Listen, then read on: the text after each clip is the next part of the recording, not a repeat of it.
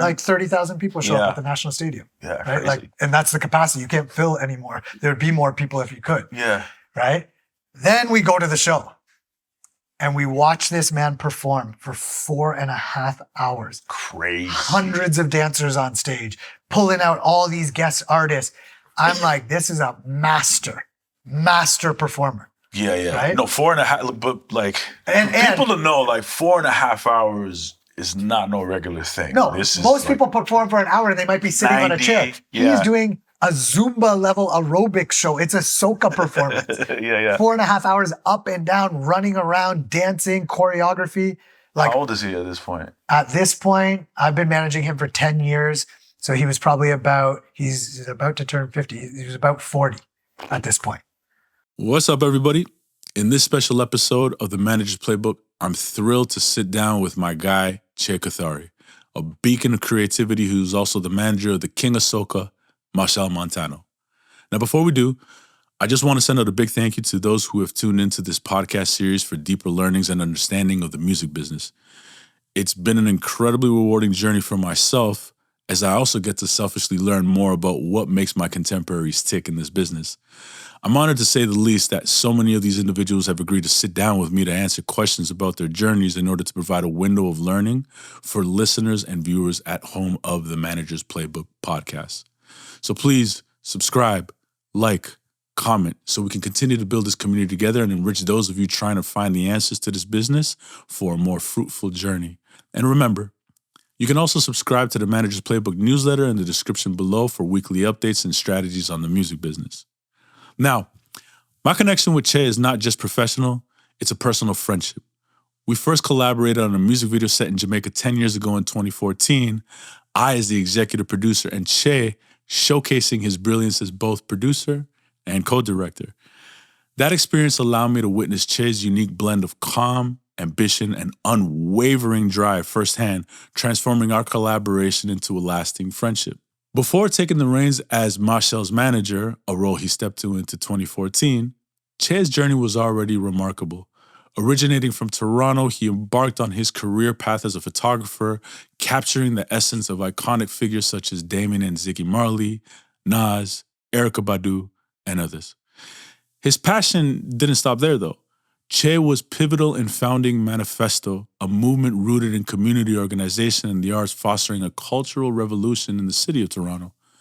Now, this podcast dives into Che Kothari's inspiring evolution from a community organizer to a powerhouse in the music industry, exploring his early days, his profound impact on the SOCA scene, and his visionary work propelling Machel Montano onto the global stage. We also discuss his deep spiritual journey as he recently finished a 90-day silence practice. Join us for a heartfelt conversation about music, life, and the art of pushing boundaries. Ladies and gentlemen, a conversation like this doesn't come cheap. So without further ado, Che Kothari. What's going on, man? Long time. Super long time. I don't know, when was the last time we saw each other? Maybe That's a good question. 5-6 years ago? I think I saw you at Barclays Center. Crazy. Wait. That was 8 years ago. That was 8 years ago? Or 7. You have a good memory. No, just on that day. Just on that, it was the relief for TIDAL. It was a TIDAL showcase. Yeah. We were on with Machel doing something with Khaled, and Jesse was performing. Jesse was performing, in the Barclays Center. Barclays Center. Yeah. Lit that place up. We did, definitely. We crushed it. I remember I got this funny story where I tell people this all the time. So Lewis Hamilton was there too. And he was super cool, right? But he wanted to do some work with Jesse and stuff. So when I got introduced to him, he came right to me and went to shake my hand. And he shook my hand and he crushed it. So tight. Absolutely crushed my hand. And I don't even know what he was saying because my hand was in pain.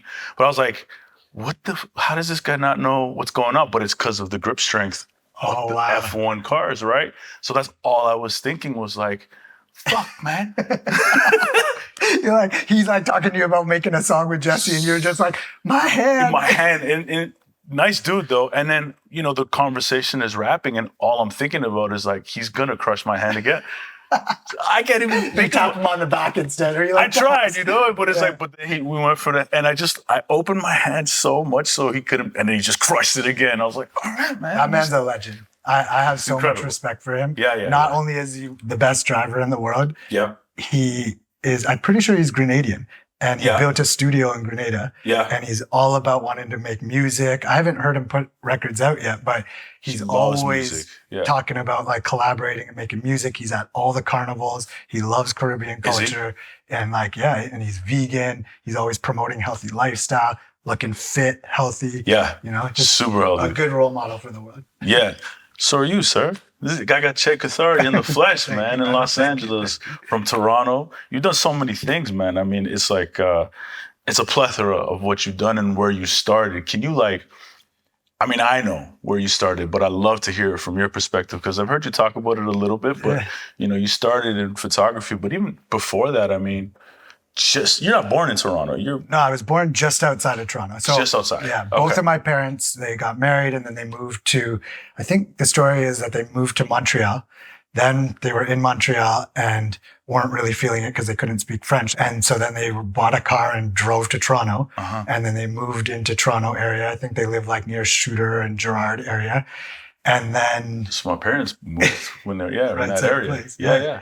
this is like 1969-ish. And the Jameson building? Like the Jameson building? I don't know. Probably. Yeah, okay. We've driven by it a couple of times, but I can't remember exactly. But somewhere in that area. Yeah.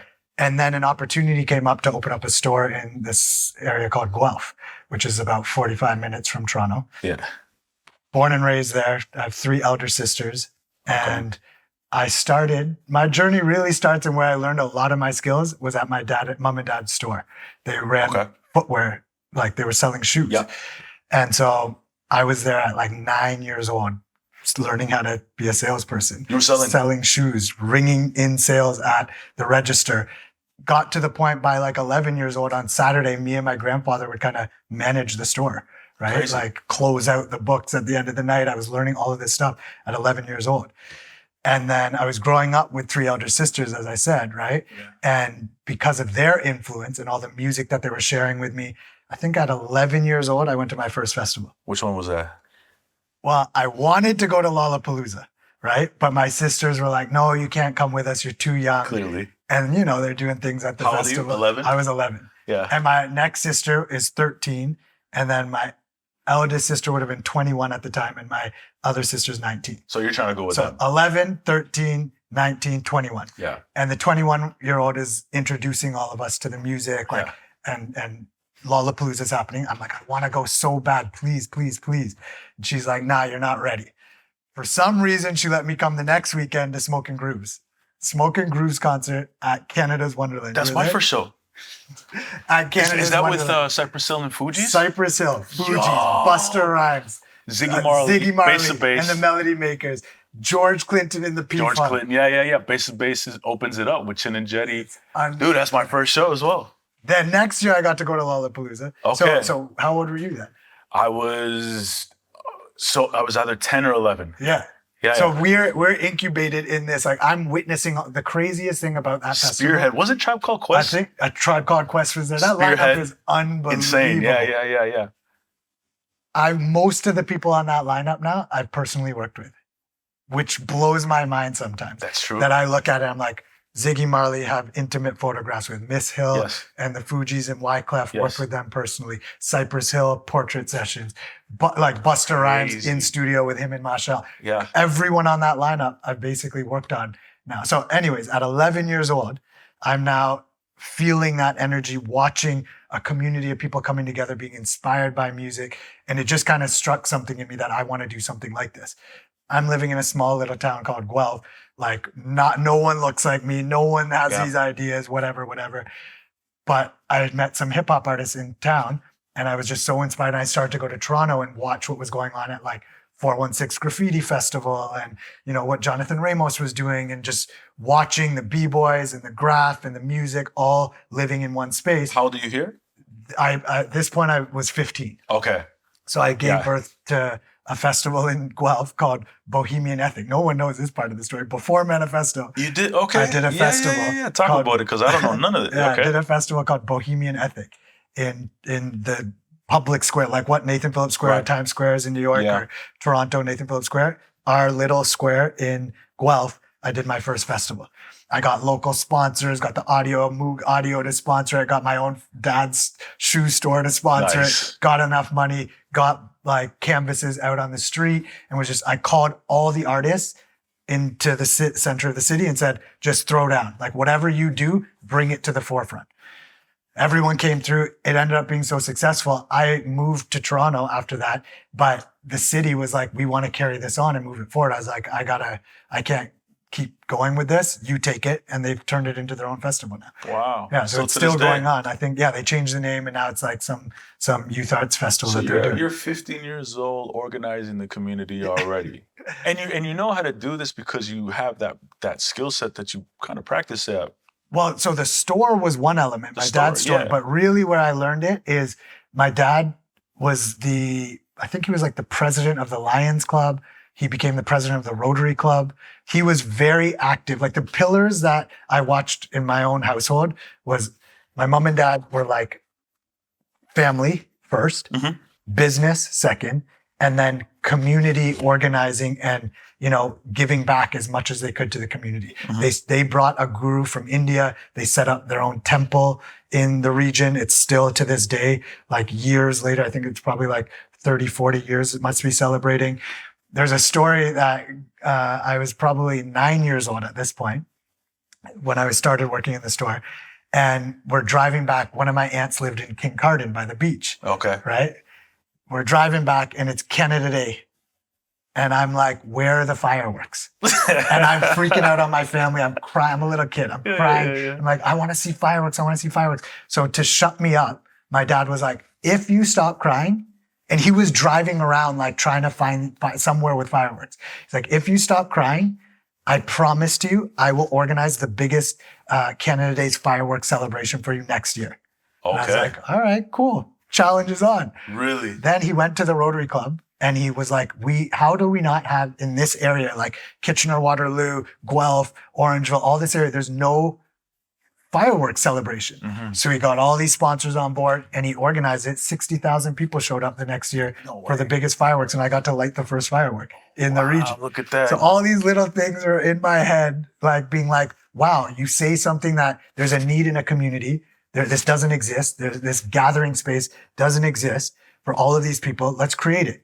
And I was really inspired by a lot of what he did, watching that. So then 15 years old, I can start doing it on my own. And I'm like taking that kind of inspiration and just making it what's relevant to me and my community. Yeah, and then you go to Toronto, Then, and then you're here at with this, your camera. At 'cause this you were- point, Okay. at this point now, I started taking pictures in my high school. Yeah. Right. My dad had an SLR, Yeah. so I started taking pictures at home, and then I went to my high school, and I was like, I need to document what's going on. I don't know why I had this in me, but I just wanted to document all my people.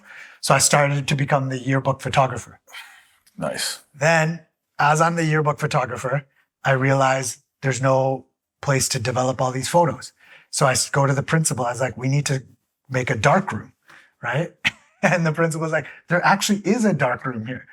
And so they find the keys. It hadn't been open for years. Fucking cobwebs in there is just. I had to clean out this dark room, Okay. get new chemicals.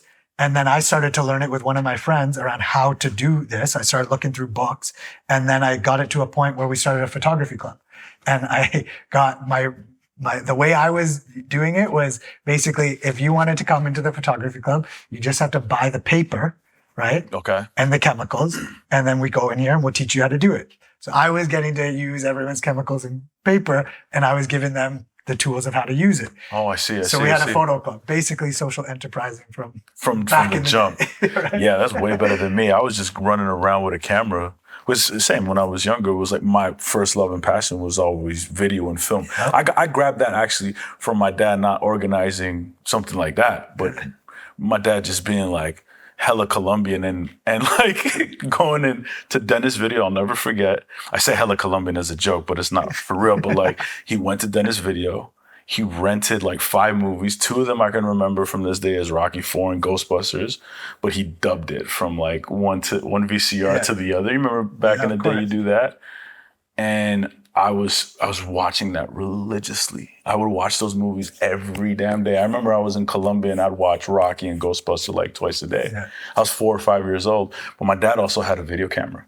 So I'd be running around ruining Christmas videos, shooting, taking it off my dad, begging him to let me borrow it, but shaky hands. Yeah. And I'd be ruining Christmas videos, ruining New Year's Eve videos. But I was so fascinated. Looking back, you didn't ruin them. You made them special. I made them very special. I got to see them right now and see how it is. I remember taking it and going vertical with the camera. My dad would be watching. He's like, "What are you doing?" But it was something Machel Gondry at 4 years old. Yeah, that's it. Yeah, exactly. I was developing my own taste. Exactly. But that really informed me in terms of the visual aspect. I didn't get into enterprising or social enterprising at that age. I didn't have the tools to kind of buy all that stuff myself. So I was like, it's an exchange. We're going to teach you. We took the time to learn how to do all of this. We're going to teach you. You bring it in. And then this photo club continued as well. That's what I love about a lot of the things that we try and initiate. It's set it up for others to then take it and live with it and carry it on. I would love to see years later if that's still going on, but doubt now if there's probably a digital club. But at 15, I then took this camera on a family trip to Curacao. Me and my sisters went to Curacao. Where's that? It's the ABC Islands. It's right on top of Venezuela, in between Trinidad's here, Venezuela's here. There's 3 islands, Aruba, Bonaire, Curacao. Yeah. And we went to Curacao. And we were just on a vacation, but I had my camera and I'm shooting nature. I'm shooting all these animals, the beach, all this stuff. And then we find out it's Curacao Carnival. And I had no idea that this was going on. Yeah. Didn't really know what it was. So we go to this carnival. I have my camera. I'm standing behind a fence, right? And we're watching this parade go by. But because I had the camera, I built up a sense of confidence and I jumped over the fence. And I'm now in the parade, 15 years old, people jamming, beautiful costumes, and I'm photographing and I'm documenting all this. I see other people jumping over the fence and they're getting kicked out. Okay. But because I had the camera, this is one of the first things I learned about a camera. It gives you access, right? So I'm sitting there and I'm like, oh, okay, I have a camera. No one's kicking me out. In fact, they're embracing me and I'm getting these amazing portraits. And then I start to think, I'm like, okay, cool. Well, I'm not learning about this in geography class, not learning about this in history class. Then I started to be like, I have a responsibility to document this and now take it back and share it with my community, which at that point was my high school. So I printed all these images, went to my school during geography class. I was like, there's this small island, Curacao. Cool. This is what's going on. And I did a little presentation. Then I started doing exhibitions at restaurants and shit. At 15 years old, I was just like, I want to start telling this story. Yeah. And I realized the power of photography. These stories aren't being told in places like where I'm from. Let me tell these stories. Mm-hmm, mm-hmm. So I got really passionate about photography. And then I was like, I'm going to be a photographer. And my mom and dad looked at me and they're like, nah. That's a hobby. You're groomed to take over the family business. Family business. Right? You don't even need to go to business school. You are in business school. Like by living here and learning all of this, you're just going to take this over. That's really the pathway for a young Indian boy. Yeah. Right? Yeah. So I was supposed to take over the family footwear store and I was like, nah, I'm going to go. I wrote one entrance letter, like a scholarship type letter, because they were like, if you want to go do that, fund it yourself. Okay. So I wrote a letter to Ryerson, forgot about it. I was like, I'm going to go travel to India, Thailand, just shoot. Mm-hmm. Right. And then when I was planning that trip, I got a letter saying you have an entrance scholarship to go. And I was like, all right, cool. So I moved to Toronto at 17. Okay. And just at that point, I was inseparable from my camera. I had a mini DV camcorder in one hand, my SLR in the other hand. Like there's photos of me running around with these 2 cameras, just shooting everything. Yeah. And then, the story goes from there. I became a photographer. Well, it was interesting because I remember, I think I started to learn about you actually when you started Manifesto. Right. And not to fast forward, but what I do remember is that I didn't think you were the founder of Manifesto. I just thought you were the photographer. I like it like that. I know. But for a couple of years, it was like that. I just saw you as a matter of fact, oh man, his name is going to escape me. Strickland, was it, Ron? Will Strickland. Will Strickland. Yeah. I thought he was the founder of Manifesto. He founded another movement. I forget the name of it, but he was part of another big movement that like organized a lot of people. Yeah. Well, I thought Manifesto was his thing, but there was, I think maybe there was a key point. I remember being close to the gate in the front. There was Nathan Phillips Square was where we were at the first year? The first couple of years? City Hall. Nathan Phillips Square. Nathan Phillips Square, yeah. And I remember I saw you kind of like organizing a group of people. I'm like, wait, maybe I don't know, but because he's got a camera. I always had the camera. Yeah, he's got a camera. I'm like, I don't know, maybe. And I went there too, and that's when it was actually through Manifesto that I met so many people as well too. I met Rich Kid, I met Junior T, amazing. I met Shad. Man, so many people. That was the purpose of it. Yeah, I saw them first performing on stage, and it was like Mindbender was hosting. Always, he was hosting and in the front row cheering, like as he usually did. Yeah, exactly. But even before that, you were all of a sudden. The reason I got involved with Manifesto was through photography. Yeah. Right. So, moved to Toronto. I'm now in Ryerson. Yeah. Core of the city. Documenting like what I wanted to document. Even within what I learned from Ryerson was some technical skills. For sure. Right. I learned how to be in the studio, and I learned how to critique and talk about art.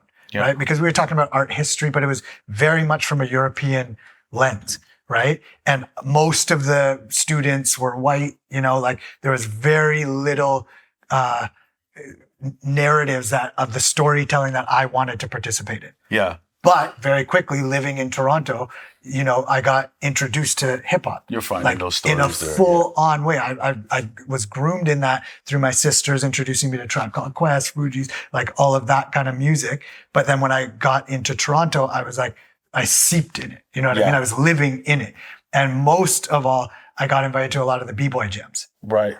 So I started to go document all these breakdances. I don't know if you remember Dizzy from Supernaturals, Benzo, Back to the Underground. Back to the Underground. So I used to go to I was a B-boy. Like, oh, really? Yeah. But I was never a B-boy in the Toronto scene. So I went to high school in Don Bosco, but I was B-boy. So Taz, do you remember Taz? Sick Trick Fanatics with the twins? Not totally. They were like my OGs. Okay. Yeah. And they were in Etobicoke. So like, I'd be B-boying there. So I'd go to Michael Power and battle. Actually, I went to go battle at Michael Power. My crew did, and it was. Yo, you got to pull that footage up.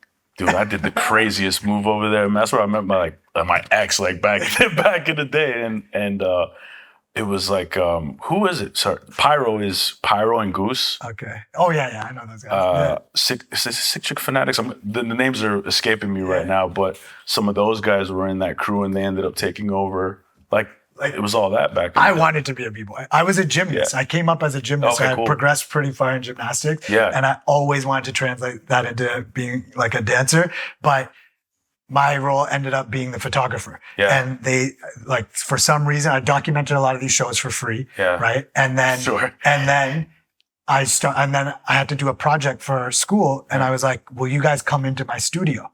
Right. And so all these dancers came into the studio, and I shot them in freezes. And that series took me to another level. Like I remember it's distinctly that photo series that people were like, oh, this guy Che, I got exhibitions at Harbourfront Center. I showed those works in Tokyo. Like it got billboards in Singapore. It just like started happening. Fire. And I was like, oh, okay, cool. At this point, I was still like 17-ish, right? Yeah.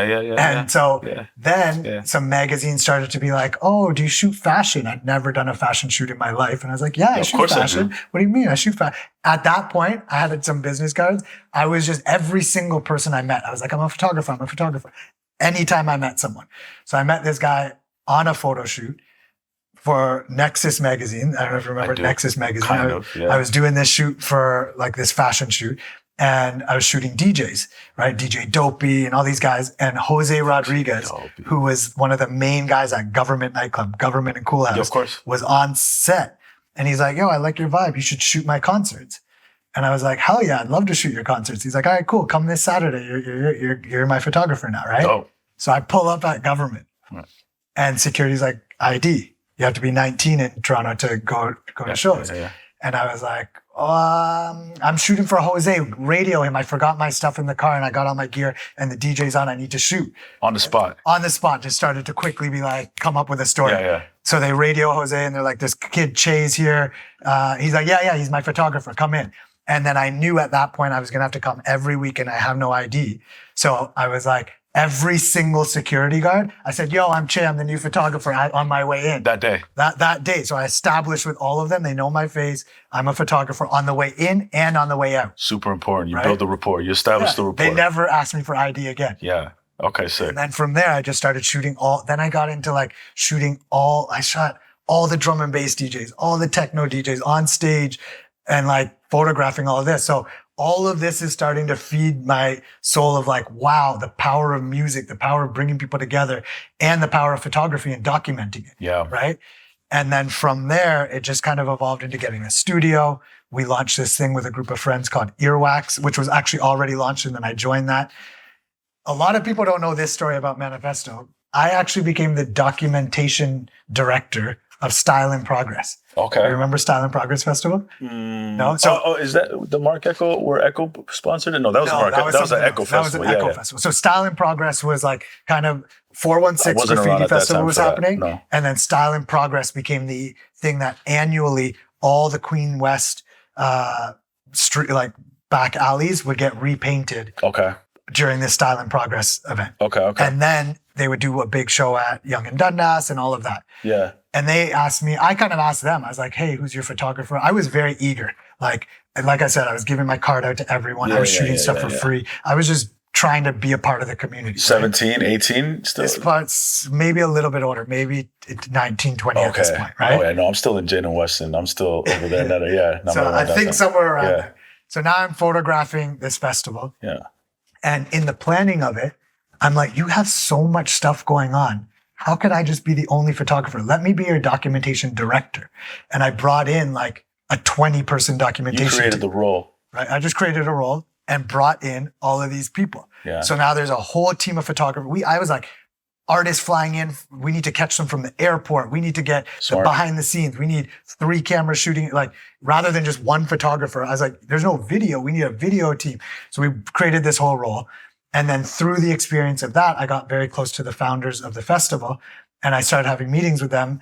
And they were kind of thinking about like succession planning. And I was like, hey, is this something like, could I come in and be like an executive director? I had no idea what that even meant. Right. But I started to meet with their team a little bit and some of the ideas I was presenting, they were like, that's crazy. Like they were just like, no one's going to do that. Those artists won't be a part of this. And I just got really frustrated and I was like, okay, cool. You guys keep doing your thing. Happy to keep shooting it. But I had this other team with the Earwax group that I was at. Yeah. And I took the idea to them and like my partners, Ryan Patterson and some of the other people, I was like, should we build this thing on our own? And that gave birth to the conversations around Manifesto. Oh, okay. And then we just, all the things, the crazy ideas that I was saying in that time, we manifested it within 6 months. That's crazy, 6 months. Why do you think those people thought that they were crazy ideas? Because it was never done before or did it just seem too ambitious and big? What do you think that is? I think there's, when you're in something, it's hard to see outside of something. Sometimes I suffer from that too. That's true. Right. So even when being in the business of it, right? But you're an outsider. I'm outside of it. I'm like, what you guys are doing is so inspiring. Let's level it up. Let's take it to the next level. I'm not in the weeds of it. Yeah. Right. So they know a lot. I don't know what I don't know at that point. Exactly. So I can dream big. Yeah. Right. But I'm a dreamer. Yeah. I come up with this a lot. Like people just being like, no, you can't do that. But when that happens, I'm like, I'm not talking to the right person, right? And I go find other dreamers. Everything we're sitting on right now is someone's dream. Yeah, for sure. This chair was someone's dream. Yep. This, like all of this is all beyond someone's dream. This is all from the creator. Mm-hmm. You know what I mean? We're literally sitting in the biggest dream of all. Mm-hmm. We are literally a micro speck in the cosmos of the cosmos. Mm-hmm. Of the cosmos. Mm-hmm. You know what I mean? Mm-hmm. And the fact that is possible and we can sit here in it and gravity is allowing us to be here. There's an intelligence within our system that's allowing us to breathe. We don't even have to be conscious of it. Right. From the minute that we were born, our heart is beating without us thinking about it. There's a deeper level of intelligence. And if you can tap into that, everything is possible, right? So that's the place I like to live as much as possible. And when I'm with people that are also striving to live in that place, we can literally create anything. How difficult or easy is it for you to find those people in the beginning? Like, what was the process for you to find those that were like-minded? Well, so I'm now coming from, my dad was the president of the Rotary Club, the Lions Club. So I'm looking at these models of all of these people who've done things in their career, and now they've come together to serve the community, right? So that's the first thing that we did with Manifesto. I drafted an email and I sent it out to all of these people that I had been meeting through the photography, right? As a photographer, the studio became a meeting place, right? All these people are coming into my studio. And while you're photographing someone, that's a very intimate experience. You're photographing someone, and to make them feel comfortable, you're having very deep conversations with them. And people are revealing all sorts of things to you. So I'm starting to hear and listen to this whole community of artists. And who are some of those people that are coming into your studio? For those who don't know, well, I had a lot of dancers. Like I started as the B-boys, B-girls, all that sort of stuff. But then as my name started to get bigger, I was photographing, and I spent a lot of time still photographing local artists because that's my passion, and the local artists couldn't pay me. But I was using the things that were paying me to kind of fuel the studio, buy more equipment, buy more backdrops. It was always kind of this thing of growing into this. And then it got to the point where I was able to shoot like legends, like Mos Def, Erykah Badu, Common, Nas, Damian Marley, Ziggy Marley, Julian Marley, like et cetera, Rakim. Like I was mixing the opportunities that were coming in. Like sometimes we would interview them for something that we wanted to do. Sometimes they would perform at a show that we were doing, and I would set up the studio there. Like I shot SZA really early back in the day, Jhené Aiko, like lots of people ended up coming through the studio. Those conversations were different. The conversations that led to giving birth to Manifesto were more the local artists. Right? A lot of the local artists were coming in. They didn't have money to pay for it. They didn't know. I was like, they're coming into the studio. I'm like, do you know this person or that? It's how you said at Manifesto, you met Rich Kid, Shad, all these people. That's how you met, right? So they were coming to your studio? Well, a lot of these people, I was photographing them. And then I was realizing that they don't know this person or they don't know that person. By geography or by discipline, the dancers didn't know the graph artists. The graph artists didn't know the graphic designers. And I was like, if they all knew each other, this could propel the movement so much faster. Right? So I started to be like, I have a different role than just being a photographer. Let's call all these people together and let's see what we could manifest as a collective vision. So we called a meeting. And at that point, I got invited to do like a talk to the Toronto Youth Cabinet, which was using City Hall as their meeting place. And I went in there and I was like, we can have meetings here? I'm literally sitting where the mayor is, and I'm giving like this presentation on how to, I think probably at that point, like a photography presentation. And I was like, I want to book this room. And they're like, no problem. It's public space. You can book this room. And then I walked out and I was like, City Hall. I was like, can I book this space? And they're like, yeah, you can book this space. It's public space. So we held the first meeting at City Hall. And you have all these hip hop heads meeting on a Tuesday night around council chambers. And they're coming, they've never been there. And to them, it's like, wow, we got a meeting at City Hall. Like, let's see what's up. And I just remember that first meeting was like 20 people. And we asked 3 questions. What are the barriers that we're facing to see Toronto grow on the world stage? What are the solutions to those? And what are the next steps now as a community? And we would always start it with like, pass the mic. So anyone that didn't know each other would like pass it around popcorn style. Everyone would introduce themselves, do the meeting. Then at the end, there'd be a message from the OG. So we had people like... who was in the meeting? Meeting, I'd have to pull up the footage, but like Brian Espiritu was at them, Jonathan Ramos was at them, John Bronski was at them, Son of Soul was at them. He was the message from the OG. He spoke one time. Click was at them. And then they went from 20 people to, we said, invite one more person. It went to 40 people. 40 people, we said, all right, let's make it public. 75 people. Then the next meeting went to 250 people. And there was a lineup to get in on like a Thursday night at City Hall. And now city councilors are walking by being like, what is this? Right? And then they wanted to come. So then they started joining the meetings. It led up to the point where we invited KRS-One to the final meeting before we announced Manifesto. 650 people, city councilors, funders, all sitting in the room.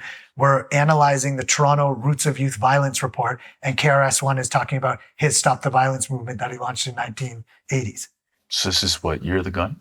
This is after Year of the Gun. So Year of the Gun was 2005. Yeah. This is like, well, it was close. It was like 2006, 2007. Yeah. If you, for those who don't know, Year of the Gun was just like a summer of extraordinary violence in our city. When then the city started to look at like, how can we remedy this situation? Absolutely. And this isn't the first time that happened. This happened back in the 90s. And at that point, the government at that time instituted 3 really important programs, one of which a lot of people know, Fresh Arts. Fresh Arts, yeah. Right? So Fresh Arts was born, and that gives birth to like all sorts of artists. DB Young, Julie Black, I think Cardinal Official, Director X was involved in a way. All of them. There's like the Maroon Squad, all sorts of stuff. Yeah. Motion, like led and was one of the mentors of that. So I think then the funding got cut. 2005, similar thing emerges, and a lot of funding starts happening in the city, and things like Remix get funded. Manifesto never tapped into that aspect of funding. We never went after sort of the funding that was related to Summer of the Gun or anything like that. Our funding was always more arts presentation funding. Okay. Right? Although there's a lot of overlap, and we were trying to partner with a lot of the organizations doing that work because it's all intrinsically intertwined and involved, but we never tapped that funding really. Yeah. But then the funders that started to come to these town halls saw what we were doing, and then we announced, I think in April, we're going to throw Canada's biggest hip hop festival. And by September, we put it up. Did you have the how? Did you know Hell no. We didn't even have an organization. We then founded a nonprofit, wrote grant. But during this period, during all these meetings, we were building the infrastructure and like a grassroots movement where we gave everyone titles, roles, and like it became like a 50-person volunteer machine. Yeah. That the photo studio in our offices turned into like the headquarters. And I remember being like, I would work 24-hour days, basically. I would sleep on the concrete floor and I'd pretend that I went home and wake up like 30 minutes before everyone come in, go into the bathroom and like freshen up a little bit, and then like just be there like, good morning, like pretending like I was the first one in. Crazy. Right? And like some of the other team members were doing the same thing, and we were just grinding it out to the point where that was the first time I ever experienced burnout. A week before the festival, one of the sponsors basically pulled out, and we had no money, and like I didn't know how we were going to pay for everything. I had to ask for family support. I hadn't been sleeping. We had to get a hypnosis in to come in and help sleep train me again to like learn how to sleep because I hadn't slept for so long. And that was the first time I learned about the power of self-awareness, self-consciousness, and like how to actually utilize this body, mind, soul, energy in a way to overcome. Now I've got to the point where I don't really get burnt out anymore, even if I'm pushing my system to the limits. Okay. I have enough tools now. At that point, I didn't have the tools of how to use this system, right? So now I've gotten the tools. Yeah. And I think Manifesto was really the breeding. It's a breeding ground for for me to learn how to like expand my capacity. And I think it wasn't only for me, for so many people. For sure. Like so many people have graduated out of the Manifesto system that are now going on and doing amazing things. And like, I think it was an opportunity for people to be like, let's push to the limit and be a part of a community initiative that's not about me. It's about something bigger. Yeah. And then like from there, how to do that on a broader scale. Yeah, that's crazy because you just elevated everybody, or the organization elevated everybody. But for me, I came across it from a random flyer, and I just saw it. I was like, oh, this is dope. I was like, who are all these local? And this is when I'm first starting to get into the local scene because I'm going to college. What year was the first manifesto? It was 2007. Okay, 2007. So I do 1 year at Sheridan College for Media Arts. I drop out. I go to Vancouver. I do a sales job, door-to-door knocking. I'm doing that for like 2 years. I come back and I'm like, I got to get back into this media space. I love hip-hop. I meet, in college, I meet Ray Mendoza, my business partner still to this day on the Mad Ruck side for video production when it was called video production back. Now it's all content. And I also meet Eric Sim, who's like Swansea dude, who's like introducing me to all these local rappers and just this amazing scene. And so I start getting more ingrained in that. The B2DU stuff is like earlier. That's like, like I think 02, 03. That was, early days. Early that was days. when I was in first year university. Yeah. And so, I remember being a couple years removed out of college, and I come across this random flyer that looked way cleaner aesthetically than any other flyer from the city I ever seen before. That's Ryan Patterson, sick creative director. That's what, designer, It just looked super slick, and it was, because there was a way of thinking of how hip hop should look back in the day, and then but this was not that. And I was like, this looks organized. There's structure to the whole. I don't know. I was just enamored with the flyer, and I remember going and thinking, where the fuck have I been? Yeah. Like everybody seems to know everyone. But you're telling me nobody knows anybody, and somewhat people are starting to come together now. That was the idea of it. Yeah. It was about, like, a lot of people were talking about at that time in Toronto. This is pre-Drake, pre-The Weeknd, all let's of be that. clear. This is pre, like, people didn't even, when you used to travel and say Toronto, people would be like, where? Right? Like, the Six didn't exist. At this point, it was the Screwface capital. For sure. It wasn't even TIDAL, I don't think. Yeah. You know? It was TIDAL. Was it TIDAL? It was at that TIDAL. point? This is after TIDAL. Yeah, because Cardi coins TIDAL. It was the Screwface Theo. This is Screwface capital. Screwface Theo capital. 3. Shout out to Theo. What we tried to do is change that narrative to be like, yo, we RC. family.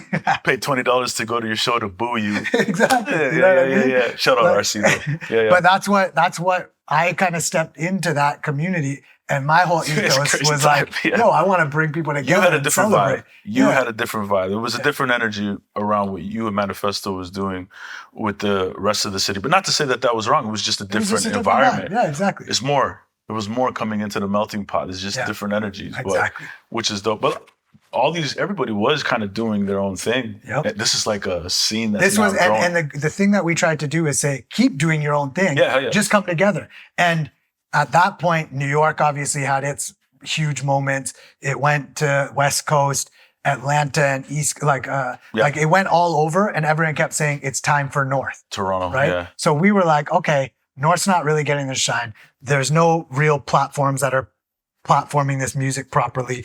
You know, no one's making money. The grant system isn't really serving these, like Canadian grants are funding like the ballet and this. How do we make attention and put a focus on this? Yeah. And all of this stuff just started to lean towards if we make bigger noise together. And my whole thing is always, if you unify, you can make a much bigger voice, right? And that's what we did. We just kept coming together, and then numbers became huge. Like those shows at some point when we were at Young and Dundas, it was like that Michael Jackson Canada Day celebration had like 30, 40,000 people at it, right? And like that wasn't happening before, those kinds of scales of numbers and stuff like that. So when you now document it properly with the right teams, and part of what, because I come from a documentation background, I was like, everything we're doing has to be documented properly. We would take all that documentation, walk into corporate boardrooms, walk into funding, walk into philanthropist meetings and say, look what's happening, so that we could start to fuel this in a different way. Super interesting. And then you're doing that now. So you're the chair of Manifesto? Currently the chair of the board of the directors. Yeah. Currently. Yeah. So when do you transition into artist management, and how does that happen? Because you've told me this before, but I mean, like, refresh my memory of how this happens, because kind of comes out of nowhere. Everything comes out of nowhere. I didn't know I was going to become a photographer. I didn't know I was going to start a festival. I didn't know I was going to start a nonprofit organization. You're just following your passions. Everything's just like in the moment, living in like what I would call dharma, which is your purpose, right? Like what am I here to do? Okay. Right? I'm here to be first and foremost. Once you learn how to be, then you can do activity, right? And once you're starting to do activity, what is that activity? What's needed to be done, right? So just things started to be needed to be done. As a photographer, I was like, there's a need to document these stories and tell these stories. Cool. Listening to all these stories now in the studio, there's a need to build a space where people can gather, and, you know, we can build some infrastructure for this arts community in Toronto that started in Jamaica and then expanded in different places in the world and provided tools to that. Then fast forward, and at year 7 of Manifesto, I always knew like I wanted this thing to be youth-led, right? And at like 30 years old, I'm like, I'm not really that young anymore. Like it's time for me to transition out and let new, fresh vision come into this and carry it forward. So 30 years old, I think I was about 30 or about to be, or just like past that. And I announced I'm going to transition from being the executive director, and I want to just slip back into being an artist. Oh, that was what you wanted? Okay. I want to just be a photographer. But our studio, our offices, we were with Pound Magazine in one office, and then right beside it was Dream House Studio, which was tied to Dream Machine Management. So that's Adrian Goff and Henry Circuit. And at that point, Circuit and AG were like skyrocketing. Miley Cyrus records, Britney Spears records, partnership with Dr. Luke. I have no clue of that world at all, right? But our office was here. Their office was here. We would always see each other through the window and like start to develop a relationship. I started spending time at the studio, learning about studio life. And then I used to always joke with AG because I was traveling the world at this point a lot. And I used to always be like, you should travel more, like travel, like go see the world. So one day he calls me and he's like, yo, we're booking tickets to Trinidad. And I was like, yeah, right. You're not going nowhere. You always joke about like traveling, but you never really do. He's like, no, this time it's real. Curtis Santiago's here. Talwis, the amazing visual artist. Director X is here. We're all booking our flights. So come over. And I was like, all right. I go over to the house and they're literally booking the flight. So I was like, oh, cool, I'll come. And they're saying they're going to go meet this artist, Machel Montano. And at that point, I didn't really know Machel, right? I heard the name, but I didn't listen to SOCA and I didn't really know who Machel was. But I grew up in hip hop and like dancehall and reggae, right? And SOCA is a very unique thing. Toronto has a huge SOCA community, but I never really participated. I'd gone to Caravana a couple of times and heard records, but I didn't know who the grandness of Machel was. So anyways, we booked these flights. We travel down there. I'm just going as a friend. We land and it's madness in Trinidad. I didn't know it was carnival at that time, right? So you don't even know. I'll tell you kind of how this all goes. But we land in Trinidad and some of the crew goes to the hotel. And then for some reason, AG's like, X and Che, you're coming with me and we're going to meet Machel. I'm like, all right, cool. So we pull up into this building called One Woodbrook Place, which is like the center of Port of Spain, the big towers, right? And we go up to meet Machel in his apartment. And he's chilling in his like kind of like home gear, like almost like pajama vibes, very comfortable. And we walk in and immediately his energy, you can feel this guy's energy. And we're just like, oh, thank you. He's so welcoming. And he's playing this record and he's like looking like he's kind of working on a record. He's like, let me play this for you. And it's a song called Sound Bang that he had with Major Lazer. So it's his first collaboration with Major Lazer, Diplo, Walshy Fire, Jillionaire, and Machel Montano. And we're like, I'm hearing this. I'm like, oh, this record's going to be massive, right? And then we're chilling. He tells us more about what he's up to. And then we go onto the balcony and he's like, yeah, my concert's tonight. I was like, okay. I ask him, I'm like, so this concert that you're doing tonight, we're flying in, we're here to see it. And he's like, yeah. And he points down to the National Stadium. Like from our vantage point where we are, the building, you can see the National Stadium. Traffic in the entire spot is shut down. And he's like, yeah, I'm like, it's probably like 6 o'clock now. I got to hit stage at 8. We're like, first of all, you're chilling so comfortable with us right now. You have this huge show. He has Boys to Men, Major Lazer booked on it, like all this stuff going on. So we're like, you do your thing. We'll go. You don't know this until he says this to you? I didn't know we were going to a show that big. I was like, you knew you're going to a show. You didn't realize it. I didn't know it was the National Stadium. I didn't know it was the biggest SOCA show in history. Literally, we're going to Machel Monday. This is How later. Many people? Like 30,000 people show up at the National Stadium. Right? Crazy. Like, and that's the capacity. You can't fill anymore. There would be more people if you could. Right? Then we go to the show. And we watch this man perform for 4.5 hours. Crazy. Hundreds of dancers on stage, pulling out all these guest artists.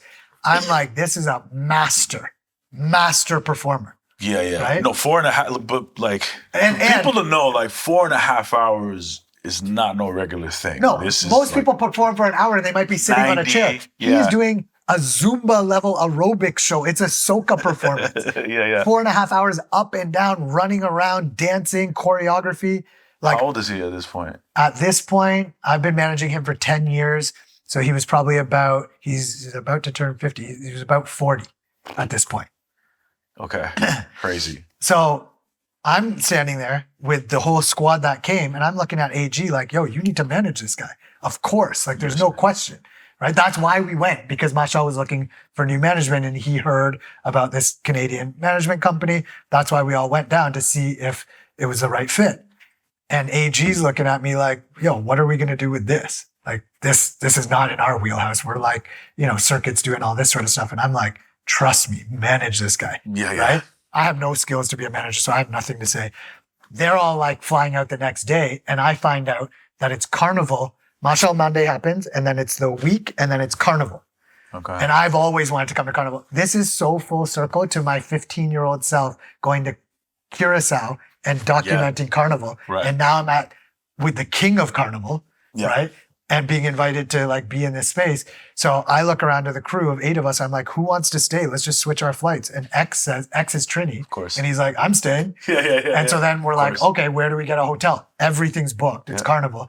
So the guy that actually linked us, Jonathan Patty, said, I have a yacht. You guys can just live on my yacht. So for that week, X and I didn't really know X at that point. I kind of knew him. But then we became very close because we lived on a yacht going to all the shows and like spending time with Machel. Then we go home and I keep telling Adrian like, yo, manage this guy. And at this point I had announced that I'm no longer the executive director of Manifesto. We're finding new leadership. And I had started to build Manifesto Jamaica. And there was another artist named Protoje in Jamaica who was kind of recognizing what I did with Manifesto. And he was like, would you manage me? Right? And at the same time, interesting, I had met this incredible young artist named Mustafa the Poet. And I think he was like 11 or 12 years old probably when I met him. And he was also kind of looking for management. That story is a whole other story and funny story, but I'm talking for so long, so I'll just fast forward it. No. This is a podcast. This is not for you to fast forward things. So whatever you want to talk about. And I want to get into that as well too, but so Mustafa, I end up like now there's 3 kind of artists that are all talking about management, right? And for you to manage. Well, or just looking for management. Kind of like this conversation around management's coming up. Mustafa was kind of like his sister was taking care of his stuff, and I knew that management could support him, and we were having really good dialogues around that. Protoje kind of reached out and said, I love what you've done with Manifesto and Manifesto Jamaica. Like, would you consider doing management? And then Machel's looking for a manager, thinking that it would be Dream Machine as a company. So then AG's like, why don't you just manage all of these people and we'll just start a management division for you? Sure. Right? And I was like, all right, cool, let's try it. No clue. I've never managed anyone. I don't know what artist management entails, but I was like, let's try. Right? So him and I kind of went 50-50 on trying to do this. He teamed me up with a couple co-managers that we experimented with and tried, which was, an interesting experience trying to co-manage the situation. It ended up that I ended up just kind of doing it on my own with a lot of these people. And then after a little bit of time, the Dream Machine thing kind of separated as well. And I started my own management company. But day one of management, like I had no clue what I was doing. No, none of us do in day one of management. That's. And I think the reason why people asked me to be their manager, it wasn't because of my great management skills. I had good admin skills, but I think, who we were, right? And who I was and who they were, there was a lot of value alignment. That was the basis of our relationship. So Machel knows, like, from the beginning, he had to train me on things. Like, he's the artist. And sometimes he was like, yo, this is how this is supposed to go. Like, this is composition master. Like, I'm supposed to own the master of this thing. Like, I was so green on some of this stuff that, like, he was schooling me, but he didn't really, I don't think he cared. He was like, I want to help you be the best manager you can be and learn this whole thing of the music industry because I like your character. Right. Okay. Is that what it was for you? Is that what it was for him? To bring you on board, he was going to be patient, but he just liked the character of who you were. I think it was the conversations around like what our vision was. Our vision was. And what was that? What were those conversations? Our visions were like, we want to build spaces, we want to build villages, we want to build like artist healing retreat centers where music can get created. We want to take this energy of, at that point it was soca music, but forget the name soca music. We want to take this energy of like people that have come together through struggle and like celebrate life. Like, how do we make music that's life affirming, that comes out of all of these narratives from like, the history that we've all come from, which in soca music, like enslaved people come to the Caribbean, how that has moved to different islands, what that rich narrative is that builds a thing like Trinidad Carnival, which is tied to carnivals all over the world.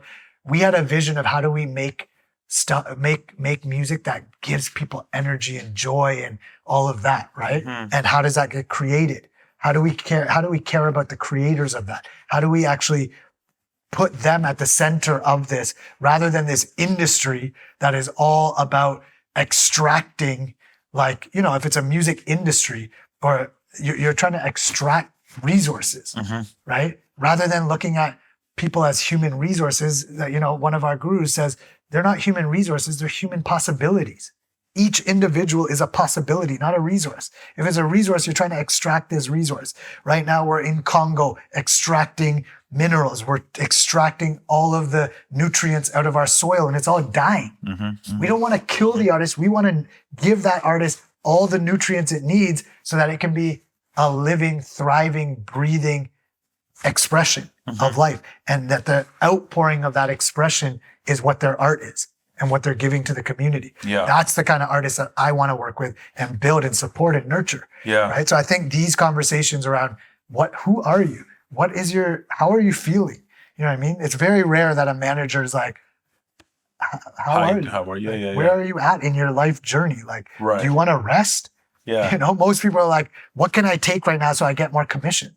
Right. Versus, I would say the better ones are definitely so. thinking, they're thinking through, how can I best serve you? How can I help you in order for you to not think about just this business, right? But thinking about your personal life. Absolutely. So you can live as regular a life as you possibly can, considering how big the spotlight is on these artists, right?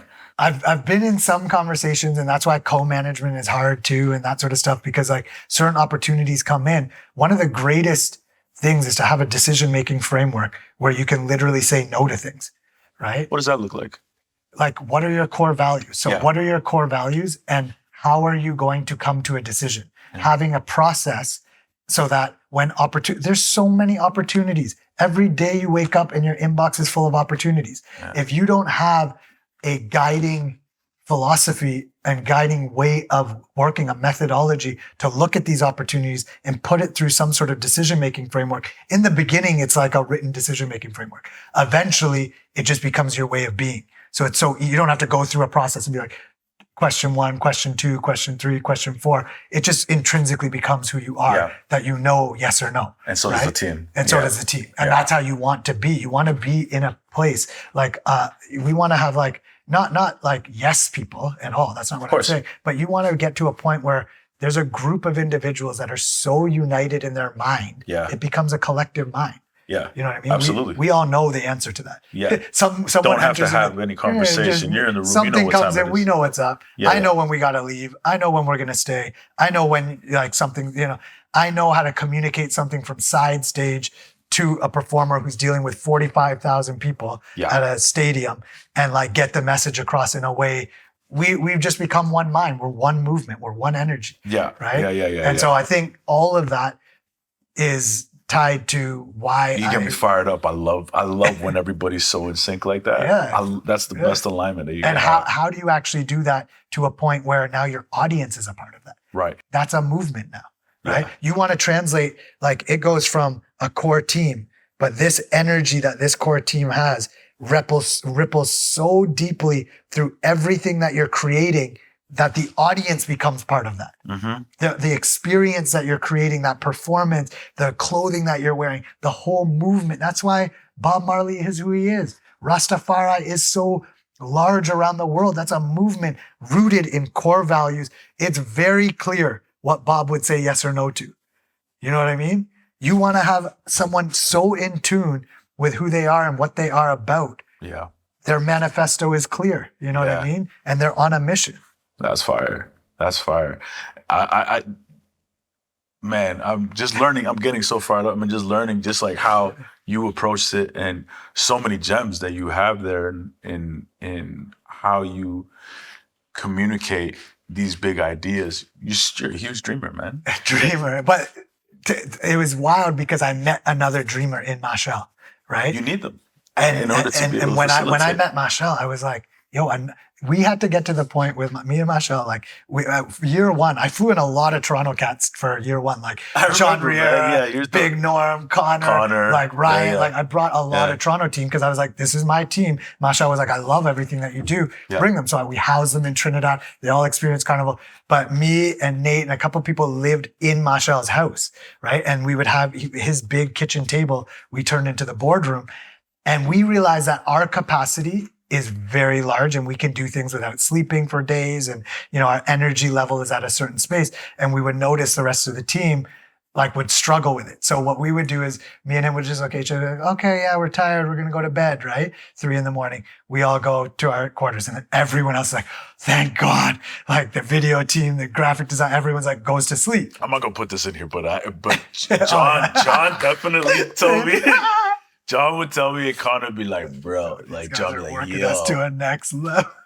You know, he said what they said to me, and we never got into detail. I won't put it in, but he got into detail. John's like, yo, Che? I push people to their limits. And I never really understood what that meant because my capacity goes is pretty large too.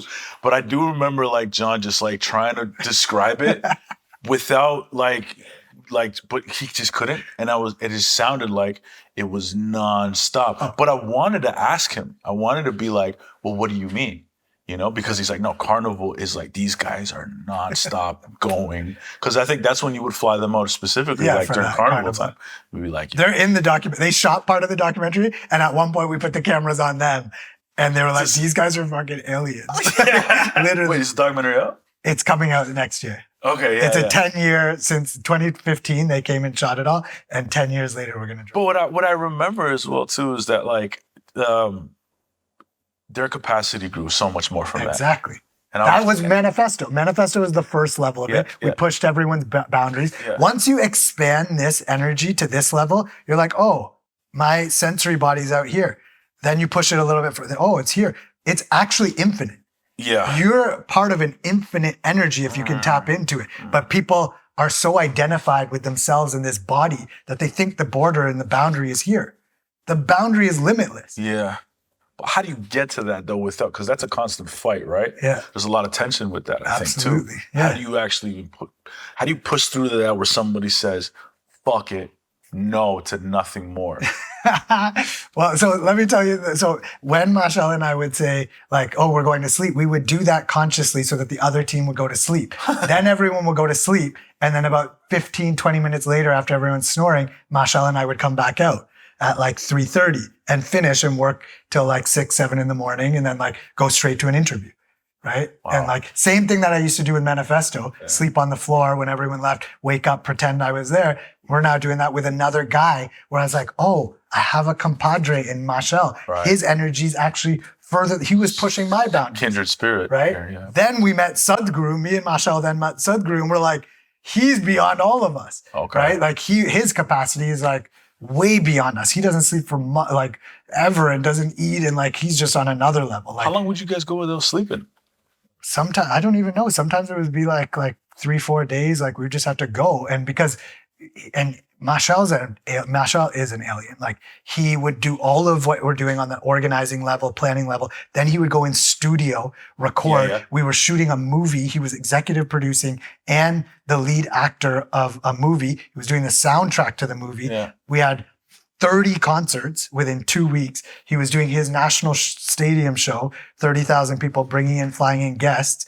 And then we were doing interviews and like, it was madness. Some people are going to watch this and say that's insanity. Lots of people will watch it and say, watch the documentary. It is insanity. So how do you... Brilliance, genius, and insanity, there's a fine line in between those things. And some people will call it insanity. Some people will call it genius. When you're so driven by your purpose and passion, nothing needs to wake you up. You know what I mean? You're so alive. Mm-hmm. You're literally, every cell in your body is vibrating this purpose, right? Mm-hmm. And if you're awake and alive like that, you don't really there's another source of energy. And this is why I'm so interested in yoga and yogis. Yogis can sometimes sit because they're able to bring their system to a level where their breath is so subtle, their heartbeat is so subtle, their nervous system is so balanced and slow that they can sit for 13 days without going to the washroom, without sleeping, without drinking water, without eating. They'll think it was like 5 minutes. They'll wake up and they'll open their eyes and like people will be surrounding them, putting garlands over them and be like, you were sitting for 13 days. You know what I mean? Mm-hmm. Like if that is possible, the fact that that is even possible inspires me so much to know that if I attain to any higher levels of using this system to its maximum capacity, we just haven't taken the time to study what this is possible of. Yeah. Well, okay. So this is the type of energy that you're going. You're going, some would say like 100 an hour, just going, just 120, 150, 151. That's what's super fun. No, just joking. Yeah, exactly. Well, okay, so you're doing that. You're going at this rate. What are some tools that, because a lot of us in the management space, like a lot of us do get burnt out, or a lot of us maybe don't get tired or don't get burnt out, but it's like, you know, you're going through it and you are not getting the sleep, but it's affecting your health. It's affecting your family, your personal life. Absolutely. What are some of the tools that people could use so in this space or abroad, so they don't get to that place where they can't do anything? That's one of my favorite questions right now. This is what I'm mostly focused on right now is the music community, the artists, the managers, the PR agents, the whole sector needs this conversation and needs these tools. And so this journey starts now again with Machel. When I first met Machel, he asked me like, why did we resonate together? Some of the things that he said to me at this point, he had like such a massive team, big organization, lots of people on staff. He'd been carrying this for 30 years, you know, and with that comes a lot of stuff on your shoulder. You're responsible for all these people's lives. And he said, can you help me responsibly bring myself back down to zero? Wow. Right? And can you help me find a life coach? And at that point, the life coach conversation, you know, we were talking about people like Tony Robbins and that sort of stuff. But I grew up in a house of meditators. I told you earlier that my parents brought their guru. So I was seeped in kind of like a house of people focused on yoga and meditation. And I kind of realized that what could be super beneficial for a person like Machel is being in that kind of a community, and that would be the life coach, kind of like a guru. And he had already studied a lot of transcendental meditation. He then went into another form of meditation and then a form of yoga. And he's been on that journey for a long time. And one day we were on tour, happened to be in Toronto. We tour with 26 people. It's like a circus, right? And the whole band had to go to Barbados the next day. And for some reason, mine and Machel's flights got booked for the next day. So we're in Toronto and I get a newsletter saying Sadhguru is speaking in Toronto at the N-Wave Center. So I hit Machel. I'm like, do you want to go see this guru speak? I know this is something that, you know, we've been talking about is like finding a real coach for us. And he was like, I've been watching all of Sadhguru's YouTube videos, buy those tickets right now. So we buy tickets. And at this point, it's day of. 6,000 people at the N-Wave Center have already bought tickets. We're sitting in the back. Our seats were in the back. Buy these tickets. I decide, like I always do, I reach out to people. Yeah, of course. You know what I mean? I in my whole life, anytime I wanted a mentor in photography, in event planning, I just hit people up. They're regular people. I say, this is who I am. This is what I'm doing. Would you be interested in linking up? So I write an email to the Isha Foundation, that's Sadhguru's foundation. And I say, this is who Machel is. This is who I am. And we're coming tonight. I get an email back saying, when you're coming there, meet this person at the front. I had no expectation, but I meet the person at the front and they're like, here's your tickets. Oh, okay, no problem. Don't worry about those tickets. And they sit us right in the front row seats. And for 3 hours, Sadhguru is there talking to the 6,000 people, but he's engaging with us a lot. Kind of, you know, at that point I had bigger hair. Machel's got dreads. He's just kind of like making fun of us. And we're having a really good vibe, but everything that Sadhguru is saying resonates with everything that Machel and I have been talking about. Afterwards, they come to us and say, come meet him. So we meet him and he says, why don't you come and perform at my festival in India to Machel? And we couldn't do it because the dates clashed with Carnival. So he says, come and take one of my first programs, Inner Engineering.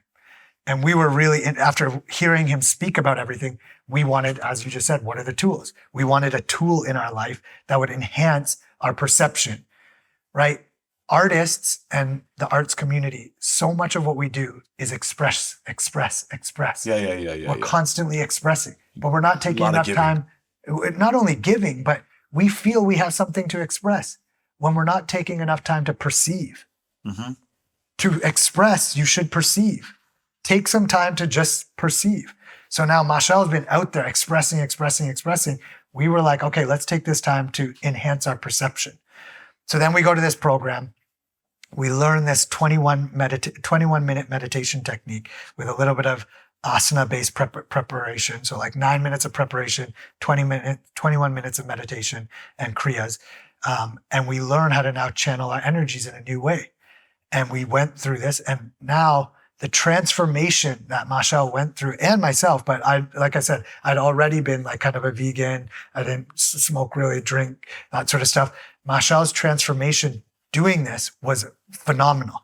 Like, he became vegan. He stopped smoking. He stopped drinking. He, like, all these life transformations, all leading up to even he got married. Like, all of these beautiful things were happening from this regular practice that he was doing. Our entire touring switched.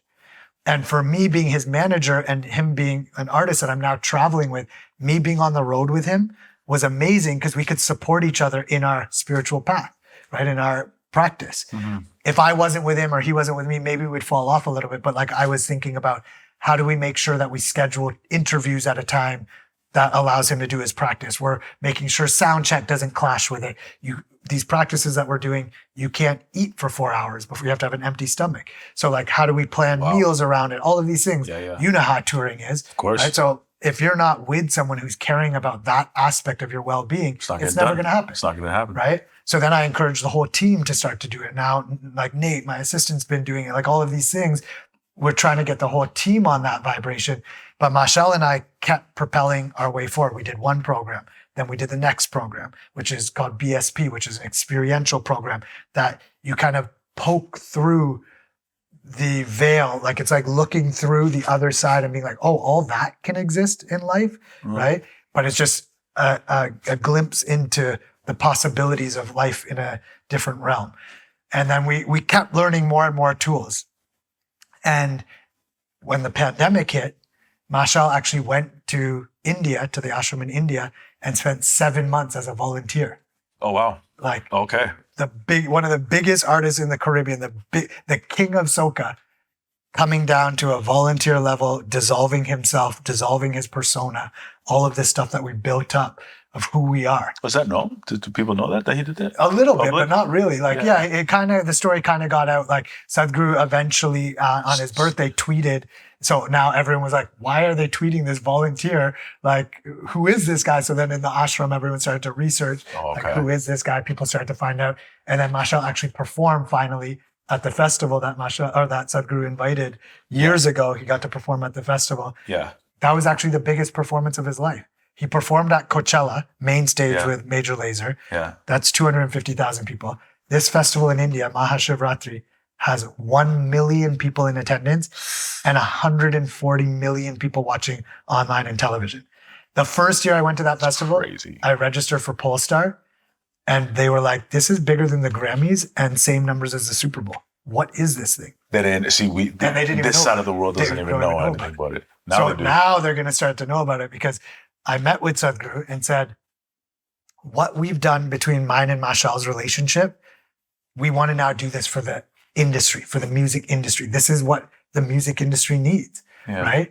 And so he said, okay, cool. And we gave birth to this thing called the Conscious Music Circle. Mm-hmm. And since that time, we've started to introduce the tools and like to lots of different artists. Yeah. Some of them continue it, some of them don't, but the ones that do are like seeing it affect kind of how they tour, how they do all this work. And it's some of the biggest artists of our time right now, you know? And to be clear, you're introducing some of these tools and it's not taking them away from what they're doing. In fact, it's actually elevating them and actually letting them do even more, but still maintain a really good balance of their life. Absolutely. Machel's himself saying like, I'm going to create the biggest body of work I've ever built now. 50 years old. He's like, you know, he's not like, oh, now I'm on this spiritual path and I'm never going to do anything else in my life. Which is like so the first thing a manager's going to be worried about. Yeah. The manager's be Most people be like, no, keep that stuff away. Like, what the fuck is going on? Who are these people? Yeah, exactly. Absolutely. But that's why I want to build kind of a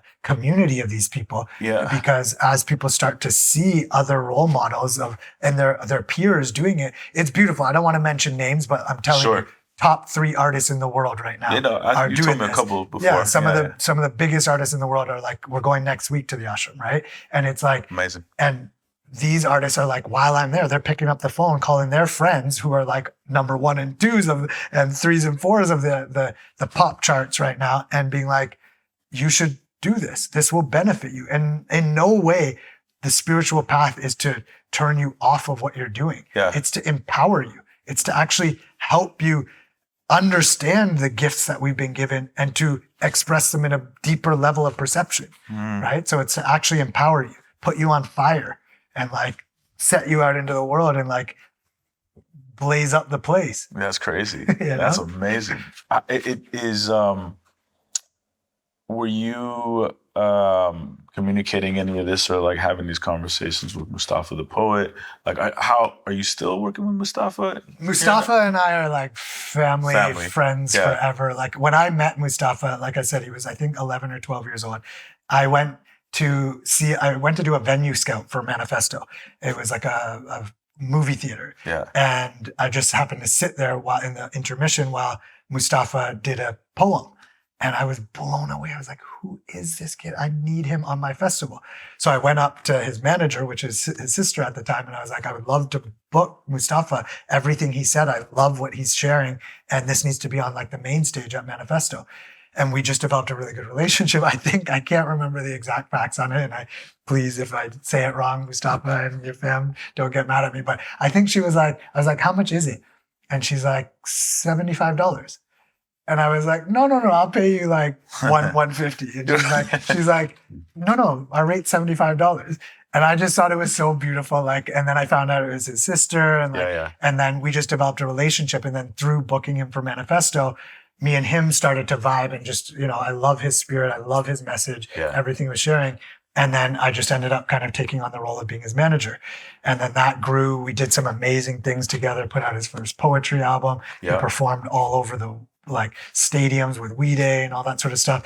Then as he kind of grew, my expertise wasn't studio, right? And so we got connected to Frank Dukes and Doc McKinney, and he started to kind of like go into that musical journey. And at that point, I was like, do your thing. I'll circle back when the album's ready. Yeah. Right. And he was probably now like 18, 19 at this time when he took time to finish that album.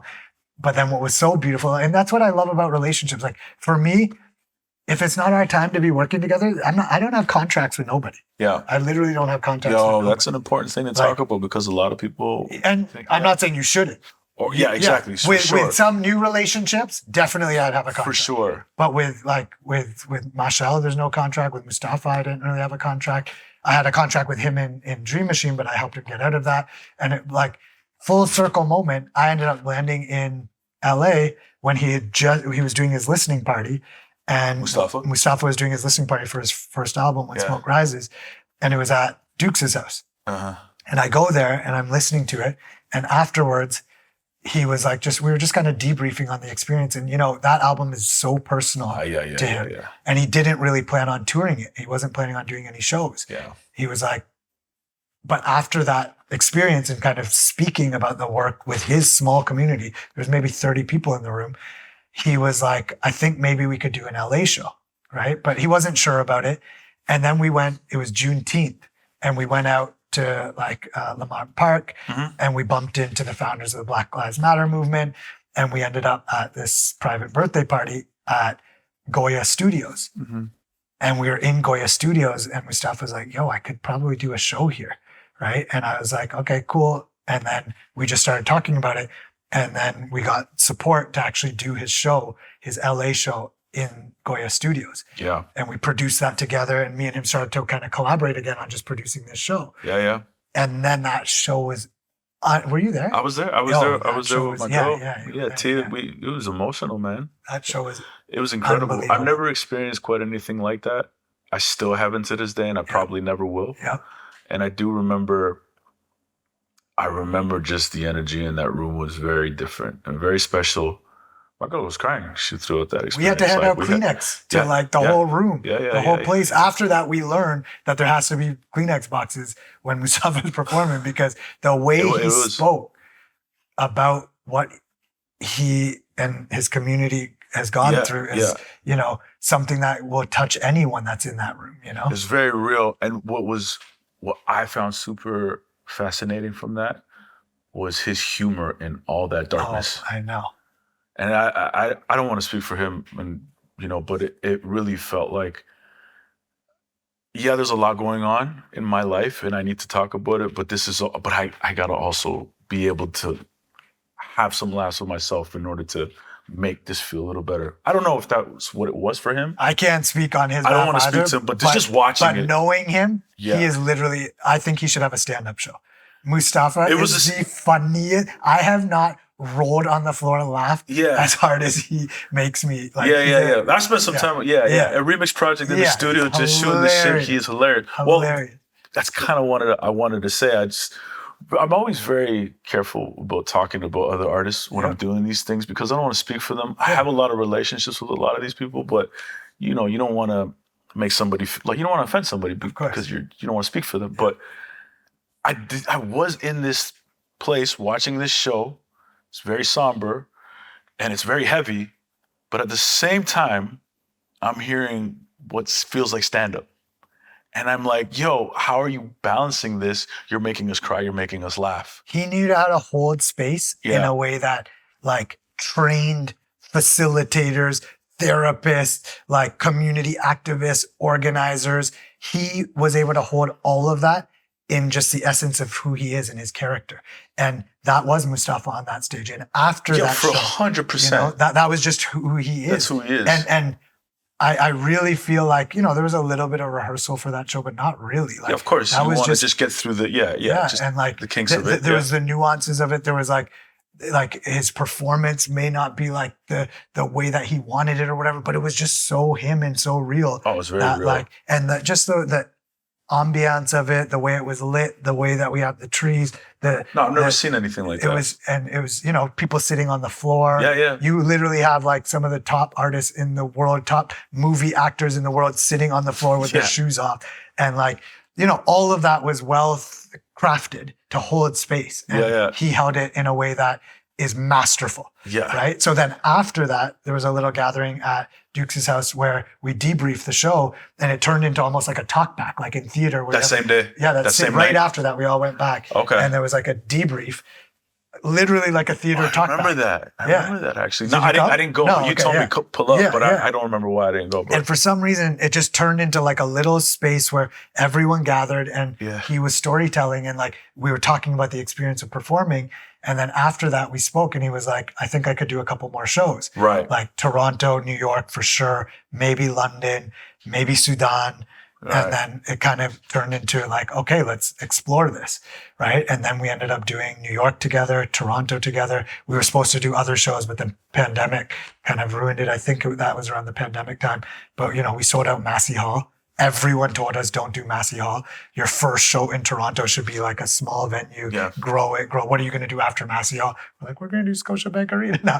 But we were let's do it. And we sold out that show. We sold out a big church in New York, and the energy remained in all those shows. You know what I thought was amazing about that Massey Hall show? I didn't get a chance to go, but I do remember the conversations of Massey Hall. I can't remember with who, but they said, you guys were very adamant about not selling alcohol. Yeah. All the venues.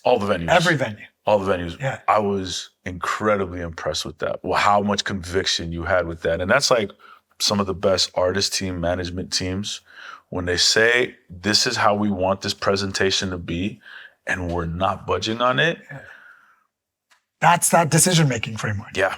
Remember I was saying core values lead to your decision-making framework? Yeah. We all knew we're not able to go into these shows and think about that show with alcohol. Impossible. Down to the point where not only did we not have alcohol, we made them replace it with tea and certain types of smells in the venue certain types of atmosphere when you come in. We were giving out free water at the LA show. things like that, like take off your shoes. These were all conscious decisions. Yeah. We want to create conscious spaces. How difficult or easy was that to do that with the venues?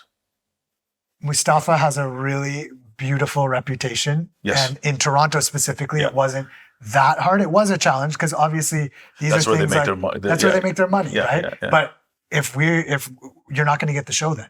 Do you want this show or not? Yeah. And this show is so legendary. And Massey Hall just reopened. I think they had Gordon like the lineup. We were like Neil like the Neil Young, Mustafa the Poet, and like we were just opening, and it was really important for their narrative. And we know the power of a Mustafa show, so we are not going to compromise that power. Whoever wants to partner with Mustafa the Poet has to do it on the terms that he's stepping into the room with. Yeah. Right. And he's consciously creating that space for everyone. Yeah.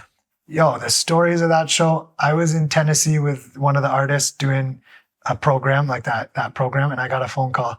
I partnered with Jonathan Ramos on that show and got a phone call that the day before they wanted to shut down that show for violence reasons. Yeah. All this stuff. And we had to, with the hoops that we had to go through, the last minute budget stuff we had to do to put up like metal detectors and all, but we weren't going to compromise. We called up all the partners and we're like, we have to make this show happen. It's important. Yeah. And we delivered it. That's so dope. That's and amazing. then, the Kudos relationship with Mustafa is just like anything like some of the stuff that we've had. I was in Egypt when he did the writing camp there, and we're just, whatever role he asks, we're there. He's fam. He's like my little brother. How do you identify great artists like that?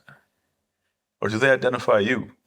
I think it's a mutual identification, honestly. Okay. Like we see each other. Yeah. We see each other's energy. We see each other's mission. We see each other's vision. We see each other's character. Yeah. The essence of this being. Yeah. That's when you pass on, there's all the things that you did, but it's how were you? Who were you? Like, how were you as a being? Mm-hmm. That's what people will really remember. How did you make them feel? Right. Yeah. Right? 100%. It's not what you did. People are doing things all day. It's not what you do. Like in this 90 days of silence that I just did, I really realized more and more, there's always going to be people that can do way more than I can do. Right. In whatever I'm endeavoring to do in life. Mm-hmm. It's forever you can do things. It's not about what you do. It's how are you when you do it. Yeah. You know what I mean? Yeah, of course. I used to train volunteers, right? Manifesto, hundreds of volunteers that have to do these volunteer orientations. And one of my things was like, yo, don't promote the problem, right? And because a lot of people, I had to do this because I'd observe volunteers. They're backstage, right? And an artist manager will be like, there's no water in our dressing room, a little bit upset, right? And this volunteer will then go run around and be like, there's no water backstage. Like, and now everyone knows about this little problem. Yeah. Right? Yeah. Versus, oh, no problem. Got it. Go over here, get the water, drop it off, put it over. How are you when you do it? I was just talking to another volunteer of an organization that I was working with, and he trains his volunteers where, he was like an audio engineer, right? So he's training all these people to set up the gear. Yeah. And it takes like 20 minutes to set up the gear, then wrap it up. He's like, okay, cool. Now we got to do it quick. Do it within 3 minutes. Here's the clock. Boom. Everyone starts frantically running around doing it. And they're like, we did it. 3 minutes. He's like, you didn't get the test. It's not about can you do it in 3 minutes? How do you do it in 3 minutes? You can do the exact same thing, but like in a calm, collected manner. And how are you when you do these things, right? So I think that essence of who we are and watching each other and knowing what our visions are, knowing what our purposes are. I believe relationships start with a level of understanding. Then they move to respect. Mm-hmm. Then they move to trust. Mm-hmm. Then they move to love, right? So if me and you understand each other, then we will respect each other. Then we'll trust each other. Then we'll love each other. But at the foundation, at this part and at the beginning, it's seeped in unconditional love, right? And I think with all these people, like I love them. You know what I mean? Like we are on a lifelong mission, maybe many lifetimes, if they might not believe that in their belief systems. Right? Like, in my beliefs, like we've been together before. We're continuing our work. Yeah, that's impressive, man. Can you talk more about the 90 days there? Yeah. So you just came off this 90-day. I don't know exactly how you call it, but you didn't speak for 90 days. Basically, you went on a retreat. And you just came off of it. You're back into the into this world. Back into the Maya. Yeah. Let's not call it the real world, but this world, the version of the world. What was that like? And sorry, we went to Jamaica 10 years ago. We shot a music video. Yeah. For Naturally Born Strangers, Rich Kid, Adam Bomb, Tona. Legends, rappers from Toronto, producers, just incredible. We went with Brian Espiritu, Addy Papa, Fresh, a bunch of us, Bobby. And you went and produced and co-directed with Bobby. I went as a producer. I remember you went as a producer and ended up as a co-director. Sadly, sometimes I'm just kind of like, sure. I end up. That's what happened. That's what happened. But I remember there, it was one day we were talking. Somehow it came up at the hotel that you were on this retreat where you didn't talk for like a week or 3 days or something. That one was a 10-day. That was a 10-day, right? 10-day. I was like, what do you mean? And then you went through it and you said, you went with my wife. Well, your wife, and then you guys didn't talk to each other, but the most you did was eye contact. No eye contact. No eye contact. Okay. Silence in most of these kind of when you're practicing silence, right? We're saying you're in silence, but to be in something, or to be in something means that you've attained it. You're doing it, right? Yeah. Okay. I'm not in silence. I'm practicing silence. You're practicing right? silence. So I was practicing silence. And in practicing silence, some of the tools to practice silence are absolutely no communication. You can't speak to a person. You don't have eye contact with another person. Okay, so you don't have eye contact. That's what I remember. Something like that. Okay. You don't write. You don't read. You don't have your phone. Clearly, yeah. You don't have a mirror. You're not looking in the mirror. You're really we have 5 sensory organs. We see, we smell, we touch, we taste, all of these sense organs that allow us to experience the outside world and bring it into our experience. Every experience that we have through these these sense organs that we have aren't happening externally. Mm-hmm. They're all happening internally. When you see me right now, you think I'm here. But for you're experiencing me. You know the story. It's inside your eye. It's flipped. Mm-hmm. It's happening in here, right? Mm-hmm. So everything is actually happening within. So there's 8 limbs of yoga, and the 5th limb of yoga is called pratyahara, which is meant to shut off the outside sensory and use the 5 senses inward, right?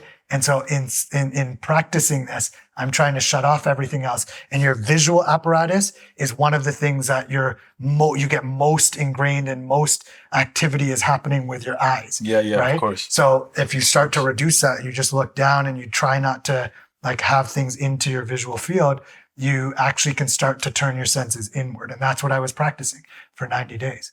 I told you, I met with Sadhguru, and we talked about building these tools and connecting with the arts community. So a lot of my work with Sadhguru has been work, right? It's called seva, volunteer, service.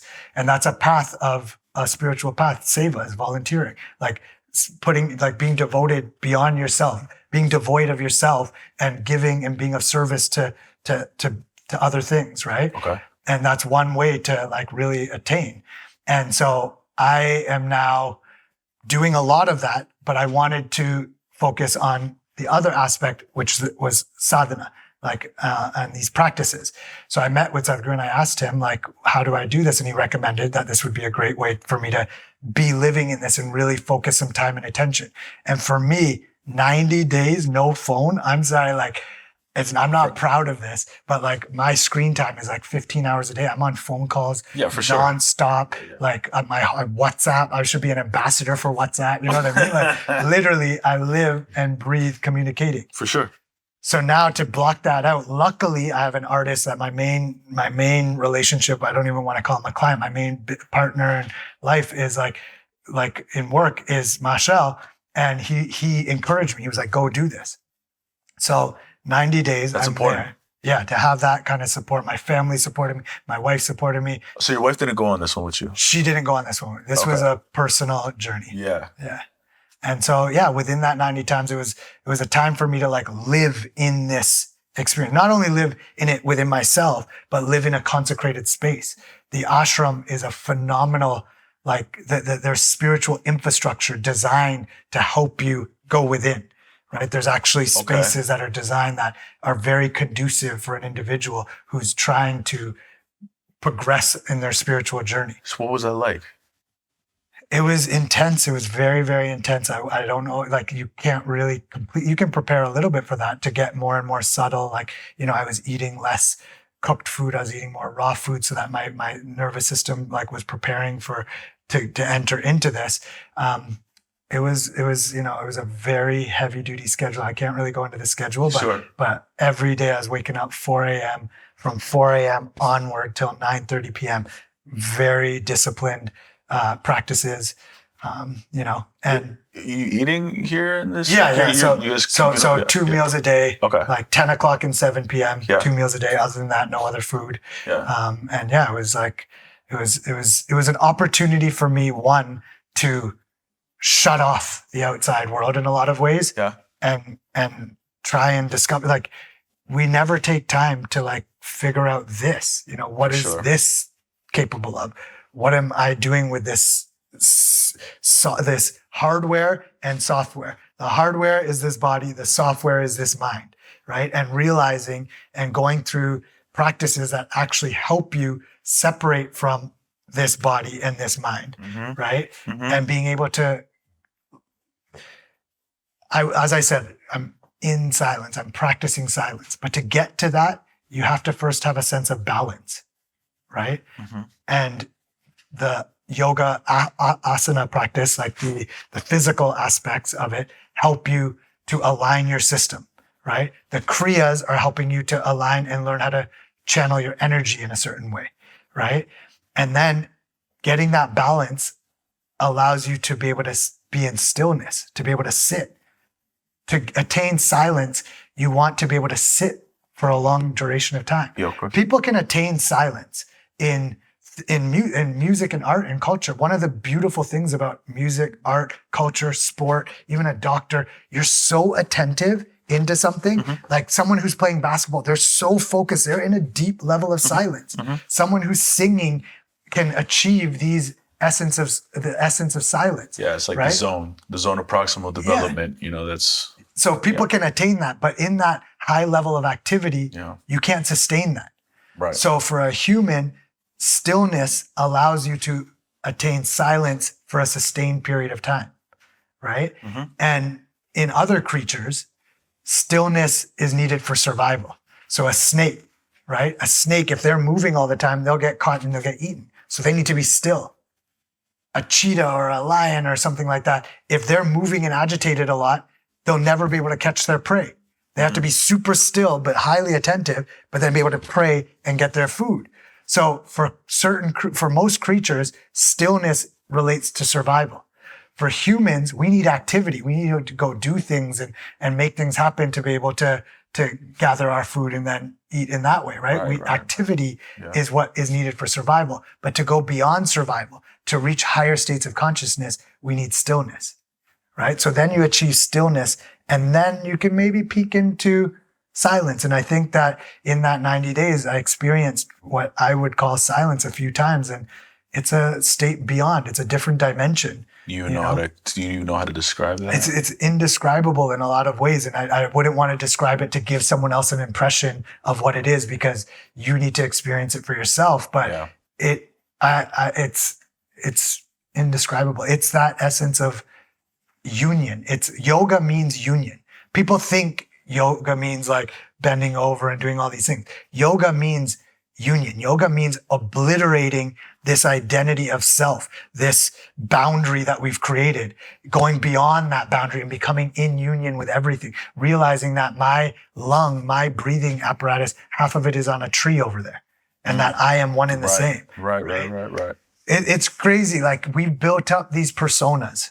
Yeah. And we build up all of these things that we get trapped by. Of who we are. And we get trapped by these personas. If you look at other creatures. I hate that feeling, by the way. Being trapped by this identity. I'm a manager. I'm an artist. I like this. I don't like this. I hate that other people will put me in that perception. Because when I was, I started Mad Rock and the video production company, I was the guy, as the Mad Rock guy. I was the video production guy. I was like, he's the producer. And I was like, nah, I feel like I could do more. And then so when I cross into the artist manager world, it's a lot of pushback. What do you know? What do you know about this? Maybe some of that was in my own head, because I also have this like this infinite chip on my shoulder of, you know, breaking through that glass ceiling, so to speak, you know, all the time of like, don't put me in this box. Yeah. And then now it's like, it's always this conversation of, yeah, you're an artist manager. I'm like, I don't think of myself as an artist manager. I always, as soon as you start to put me in that box, it's a conclusion. Yeah. It's a label. It's a label and it's definitive. Yeah. And it's like, no, it's not how it works. What we actually are seekers. And seekers have no conclusion, because we are we're continuing on the search. Yeah. Right. And as soon as you start to put a conclusion on something, that's rooted in this story of these animals, right? So a dog will eat the same food every single day. You give that dog some food. Yeah. They'll eat the same food every day. No complaints. Yeah. Every single day for its life. A cow will eat grass. It'll graze and it'll eat grass. Yeah. Right? Us, we have so many choices. Mm-hmm. And because of all these choices, then we create likes and dislikes. Mm-hmm. Right? And we're like, I love this. I don't like this. Craving and aversion. And because you have craving and aversion, then it starts to build tendencies. Yes. Right? Yeah. I take only hot showers. I'm this way. This is just who I am. People always say that. This is just who I am. Right? Then that leads into building a persona. Yeah. And then you get trapped by that persona. Right. What we're trying to do is obliterate all of those personas, because you start to it's like wearing a thick level of glasses, and they're this thick. Mm-hmm. And then everything you see yourself through is this persona. Right. I'm trying to be like, yo, take off the glasses. See things as they actually are. The best way to do that, in my opinion, is, we talked about it earlier, the speck of dust, but to really think about a speck of dust, right? In this garden outside right now, mm-hmm. if 2 ants died, would we even notice it? Mm-mm. We wouldn't notice it. Mm-mm. Think about on the infinite cosmos. I'm not even going to say if me and you died, we wouldn't be recognized. If the sun and the moon died, mm-hmm. the cosmos wouldn't even know. They're as small as the ant.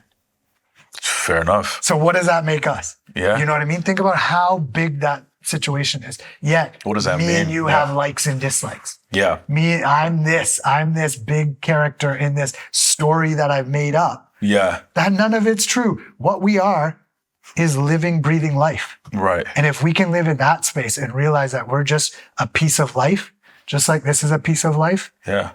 Then we can be anything. There's no box, no boundary that anyone can put us in. We're boundless. Yeah. Yeah. Yeah. I've had that. I was able to break out of some dogmas in my life, probably in the last 3 years, but by having a lot of conversations with individuals who I never thought I would agree with. Yeah.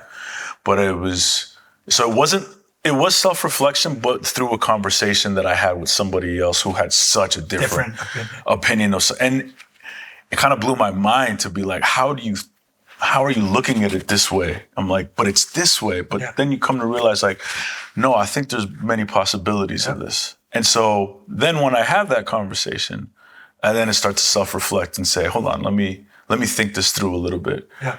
And that's when I really started to challenge a lot of the dogmas that I have in my life, and was able to even just to shed some of those prior thoughts and actually just help me grow infinitely for me personally as a human being.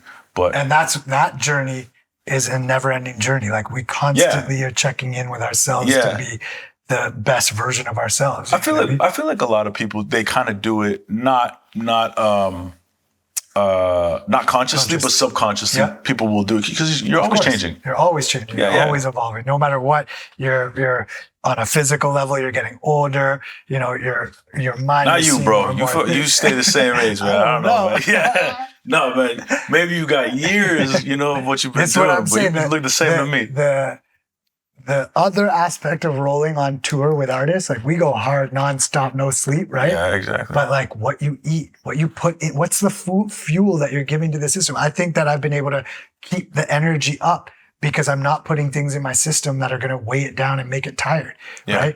Taking trace minerals, like, making sure that the things that we're not getting from our depleted soil grown food, we're getting in other ways. You know what I mean? Spending time in the ocean, getting sun, sitting, just being. Literally in the 90 days of silence, the greatest thing that I got from it was the shift from having to do something, right? Even the 90 days itself, when I went into it, I was thinking I'm doing this to get something. You know what I mean? Okay. I'm doing this so that I can become, a lot of things came from it. I'm the most flexible I've ever been. I came out ripped. You know what I mean? Like all sorts of things did come out of it. But the idea of doing it to attain something is counterproductive to what the thing is that you should be doing. Just being for no reason. We live in a world where it's do, have, maybe be. We need to flip that and be, do, have. Right? So the art of just being. How? Hold on. How do you just be? You know? You have to learn, and there's so many techniques, and I highly recommend checking out the Isha Foundation. And all of these tools help you do that. And I've learned so many tools that I then got to practice during these 90 days in a very like focused way. Yeah. But the way that I've been explaining this from Sadhguru is that there's the day. Yeah. Right? You can't touch the day. Yeah. You can't feel the day. Right. But we're in the day. Right. Just enjoy the day. Okay.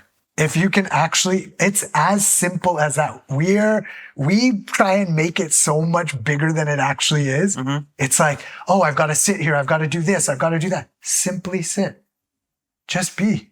Just once you can put yourself aside, that's the hardest thing.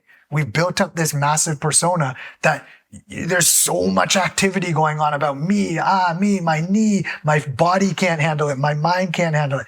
Put it all aside. Let it sit right here. And then when it sits right here, the intelligence that's within us starts to reveal itself. Like I said, there's an intelligence in the fact that we're breathing and we're not even conscious of it. There's an intelligence in our heartbeat. This blood is flowing through our system. Yeah. On its own. Yeah. Think about how sophisticated of a system this is. No, absolutely. You know what I mean? Yeah. Just sit aside and let it be. Yeah. You're a piece of life. You're a throbbing piece of life. Yeah. You don't have to do anything. Just being is incredible. Yeah. Like actually just, if you can step aside and just become aware of the fact that this is all going on and you're not even doing it, you are on ecstasy. You don't have to take anything external. You're so high on the fact that like in that 90 days, I was like intoxicated by my breath.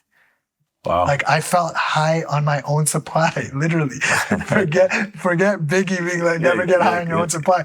Get high on your own supply. The technique, the 90 days or the 21-minute meditation. Sadhguru never wanted to study these things because like there's no need to study it. He just knows it worked. But like nowadays in modern science, like you need modern science backing it or a research paper to say it works. Right. Yogis have known this stuff forever. Yeah. Right? But he agreed to have Harvard University study this technique and they studied it. And in our system, like when you smoke weed, it's activating cannabinoids in your system. When you have an orgasm, when you're having sex, it's activating cannabinoids in your system. By doing this meditation technique, not taking anything external, you're only focused on internal techniques. When you're using these tools, it's like something like 70% more cannabinoids are being released. Okay. So you're literally getting high on your own supply. Wow. That's not even a joke. Like you do these practices and you're starting to build up this. If you look at this system as a chemical making factory, that's what it is. Mm-hmm. When you're on your phone like this, scrolling for hours, you're releasing dopamine. Or you need to sleep, melatonin, serotonin for like, we don't even know how to release those things ourselves. Mm-hmm. Right? Mm-hmm. We've never taken the time to be like, how do I want to be? How do I want to feel? Mm-hmm. And how do I know how to use this system to generate those chemicals within my system to feel that way? There's ways of doing that. Yeah. Why aren't we learning this as students in school? Why aren't we? You know what I mean? Why don't we get taught how to use this system? Sadhguru actually has a school for students. It's called Isha Samskriti. They start at 7 years old. It's a 12-year sun cycle. Wow. They graduate at like 18 to 19, and they learn all of these tools from 7 years old onward, as well as becoming the master of a classical Indian art form. Okay. Yeah, so at the end throw of it in there. throw that in there. Like for the first 4 years, they're trying different art forms, classical Indian music, classical Indian dance, so music and singing and instruments, classical Indian dance, and martial arts, as well as Ayurveda and Siddha medicine, right? So all of these rich cultural heritage and ways of life, they become masters in that by the 12-year sun cycle. To me, I'm like, what's hip hop doing? What are all these other art forms doing? Like, how do we actually invest in the being itself? And then all the expression will come from that. Like when you watch these kids perform, brilliance, genius level performance. Really? Yeah, because they're steeped in it. Most people can't sit even for 5 minutes without fidgeting. These kids can sit. It's me. That's fine. Guys, Jen, she edits. I'm sure she sees all my Twitches, yo. It's fine because you haven't focused your energy towards that, right? Yeah. If you start to put time towards that, you'll grow in that, right? Anything you put, if you go to the gym, you're going to start to gain muscles after 6 months or so. Right. If you start to practice these things, and there's tools, the tool is so important, right? Yeah. People don't say, I don't know how to meditate. First of all, there's so many different ways of meditating. Of course. Right? Someone will say, I want to meditate. Yeah. There's different dimensions or different states you want to get within yourself. So there's different tools and different techniques of meditation to attain that way, right? It's like someone, I said this to you on the call yesterday, I think, like someone's like, oh, they go into a shop and they're like, I want nuts. That's like saying, I want to meditate. Mm-hmm. Okay, do you want almonds? Do you want pistachios? Do you want, pecans? What kind of nut do you want? There's so many, and they'll do different things in your system. They all have different benefits, right? And it's not even about meditating. It's about becoming meditative, right? In a state of meditativeness. Mm-hmm. So if you started to practice that, I'm sure you would, gain that. But the art of a tool, if you need to build this, you buy this from IKEA and you don't have a screwdriver, you'll never finish doing that. Mm-hmm. Someone gives you a screwdriver, you finish this in 30 minutes. It's the tool that allows you to achieve what you're trying to go towards, right? Once this is done, you can drop the tool. So, but how can I gain access to these tools on my own, or can you? There's teachers all over the world. There's programs that offer these tools. So like, again, the Isha Foundation is an amazing place. Me and Machel have learned so many practices that have enhanced our way of being and our perception of life. And we've offered it to so many artists, and a lot of them are practicing it and experiencing it for themselves. So that's amazing. So are you managing Sadhguru as well too, or somewhere? What does that look like? There's no way of managing Sadhguru. He has 16 million volunteers. I'm a volunteer in his organization. That's it. 16 million volunteers. Okay. We work together on the Conscious Music Circle. Yeah. Myself, him, and one other volunteer named Kristen Lirio, who was a DJ in her previous life, and then we kind of combined our efforts and are now doing all of this work. We're kind of focused on the music industry and connecting it to Sadhguru's tools. Can you tell me a little bit more of the project? Absolutely. So the first and foremost of what we're doing with Conscious Music Circle is introducing Sadhguru and the tools, most importantly, the sadhana and the practice, to artists. So we've got this membership. It's like 35 members right now. And then they reach out to their community and offer it to different artists. So lots of different artists have participated now. And then from there, Sadhguru not only is supporting and like trying to get everyone access to spiritual tools, he's also doing a lot of ecological and educational projects. Right. So then he brought this mission that he was on, Save Soil, to us and to the music community, and said, I need the musicians on board with this movement. And so we said, all right, cool. We know how to get the message to the messengers. Right. So we started taking it to all these artists. Wonder Girl heard about it, and she dedicated her first ever album to this movement. Another album of hers might come out before now, but at that time, it was the first album that she was going to dedicate time to. We've got a bunch of other artists on board. And our role is just giving the message to the artists. So we held a writing camp.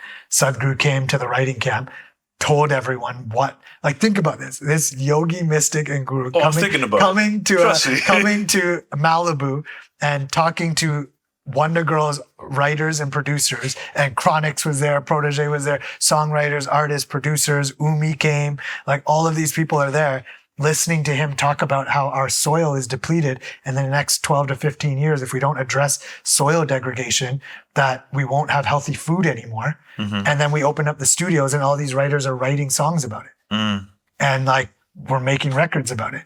And now we've got all these amazing artists singing about it. After all the writers did their thing, now artists are coming on board and recording it. Who are some of those artists that are involved? We've got Tiwa Savage from Nigeria. We've got D and Sid Sriram from India. We've got Omarion and Joyce Rice from the US. We've got Protoje and Buju Banton from Jamaica. We've got Janae Aiko came on board. She hasn't recorded yet, but she's going to record. There's some other artists. I can't mention their names yet because they haven't recorded, but they've all said they're going to record in the next couple of weeks. So, you know, and that's just the beginning of this. This is like project number 1. It's going to be Conscious Planet Volume 1, then Volume 2, Volume 3. The executive producer of Volume 2 is a legend. I'm so excited when that one goes through. So like, it's just going to evolve. And what we're trying to do is just show the possibility. Once you show the possibility that this can happen, and our writing camps, the writing camps that we do, it's vegan food, it's pranic food, it's energy giving food. We have yoga teachers there that are teaching how can you actually, you know, learn some of these tools and incorporate it into the studio. We're doing them in nature. We're trying to flip the script about how art is even created. So many studios, you go into studios, it's like 3 a.m. There's a box of leftover pizza. People are smoking in the room. It's dark. We want to flip the whole script. You're doing yoga in the morning. You're waking up in a nice space. You're having dialogues about world issues, issues around that you're facing as an artist. How do you want to like overcome these challenges that you're having healthy food, and then being in an atmosphere that's conducive to like thinking about these things. Man, how do you balance all of this? Balance, stillness, silence. Once you have the art of being, activity is easy. Nothing matters. Existentially, none of this shit matters. You know what I mean? So if you are in the state of being and enjoying the day, whatever activity comes on your plate, you do it joyfully. You know what I mean? Everyone always says, work hard. Let's change that. Work passionately, work in love, work in joy. You know what I mean? If you flip the way in which you work, none of it's stress. Nothing can stress you out. You know what I mean? Yeah. It's just when you get to the point of no like or dislike, anything that comes on your plate, just do it. No like or dislike. Yeah. There's a version of that for sure in my life. No, I mean, well, I've definitely gotten to a point where, but I don't know how to do this without sleep now, to be honest, because I do prioritize sleep way more in my life than I ever have. Yeah. But I don't think there's ever something I can't say always, but I would say like 8 times out of 10 or 9 times out of 10, none of this comes with stress with what I'm doing. I'm definitely enjoying this part of my career and this part of my life. And if you can now build the people around you to operate in that same way, right? You create that ecosystem. Yeah. It's just like a matter of, it's the 2 things I think for me that combine. The one, learning how to just be okay in no matter what situation arises, just being. Yeah. And then, because if you get, what's the point? What's the point? If you get upset, like you're only going to poison yourself. Yeah. You get upset. And others if you're starting to have that conversation. If you're going to put it, but even if you get upset with me, you can't affect how I am. You know what I'm saying? That's how you got to be. Yeah. You got to get to the point where you can't, like, if I'm angry and I'm spewing that anger on you, it doesn't affect me. Yeah. Right? Because I choose how I want to be. You can't make me how I want to be. Yeah. Right? So just being is the first thing. And then combining that with this purpose that you feel like, you know, there is no real purpose. It's just do what's needed. Right? If you start to do what's needed in the world and do what you perceive to be the most urgent thing and what's needed to happen, it just starts to flow. There's another level of grace that carries you forward. Yeah. That's people are like, how do you manifest these things? Just do what's needed. The rest happens. Yeah, that's funny. You say that the purpose thing. I never really, I don't know, purpose in this kind of just, it sounds so like grandiose to me. I'm just more like, for me, without these tools, I think of it like, I just want to do this. Yeah. I think there's something in my life that's calling me to do it. Yeah. A lot of, for like me, to be honest, what I identify as being the thing, it has nothing to do with me, funny enough. Yeah. And you talked about it a little bit. It has more to do with not my legacy of like, what did I do for this world, except for my family or the grandchildren that I don't have. Yeah. God willing, I get to have children and they had to have children. I get to pass on some of that legacy. And yeah, it does come in the form of like generational wealth, but I just don't want it to be only that. That might be surface, No, but it's what drives me a lot of the time. Yeah. Yeah. I take that essence of what you're saying in a similar kind of way. Like, I believe that we are from the original parents, and generation and generation and generation and generation and generation and generation and generation has happened. Mm-hmm. We have so many relatives in this world, right? Everyone is my family. Even the plants and the animal, like now we're getting into a deeper level of conversation, but everything is, I want to treat everything like my family, right? And with that essence, right, how can I best serve that? Might just be doing nothing. Literally doing nothing can be the best thing. By doing things, I'm actually, in a lot of ways, destroying my family. When I walk on the street, I'm stepping on all sorts of animal, like little creatures and stuff. Just by sitting and doing nothing, I could be the best for this scenario. So when I now activate and I start to do, I have to start to think about how does that feed the greater ecosystem of what this all is. And I don't know if I'm going to have children. We have this conversation all the time, me and my wife. But like, if I don't have kids, I've resolved in myself that I'm okay with that, because the generations that come after are tied to the original. Like, it's all one and the same to me. Like, the original family is just extended, right? So my offspring, it doesn't need to be my offspring. It's all, I'm part of a continuum that exists beyond me in that. And then what also excites me about that whole journey is like, we're such a blip in this storyline of this continuum that right now I look at some of these cultures, right? I look at yoga. That's 75,000 years, 15,000 years. I can't even say like when did it start, right? But like even some of the spaces that I was spending time in for the 90 days, when you read about the way that they're constructed, the vision of that is that they will exist for 5,000 years. That's generations that this vision is, right? So the vision that I'm trying to sit in right now is not my lifetime, this 75 years of healthy living. I'm like, not for me, but what work am I doing? What am I putting into this lifestyle and energy and culture that can exist for 5,000 years? You know what I mean? I used to think about it, even in the 90 days, I was like, some days I want to be out. You know what I mean? For sure. I'm like, what am I doing here? That it's so wild what your mind can do. Your mind can be a paradise or it can be prison. Yeah. It can be a privilege or it can be punishment. That's literally a miracle or misery. Yeah. It can be one or the other. It's like how you look at something. Yeah. Right. So on the days when I was like, I need to get out of this day, whatever, like, then I would just sit back for a second and I'd be like, there's this famous yogi named Patanjali, and there's this one statue of him, and I would sit there and I'd meditate sometimes. And one day it dawned on me, I was like, he existed 5,000 years ago, right? And like his message and his literature and his books and everything he shared exists to this day. What the hell is 90 days?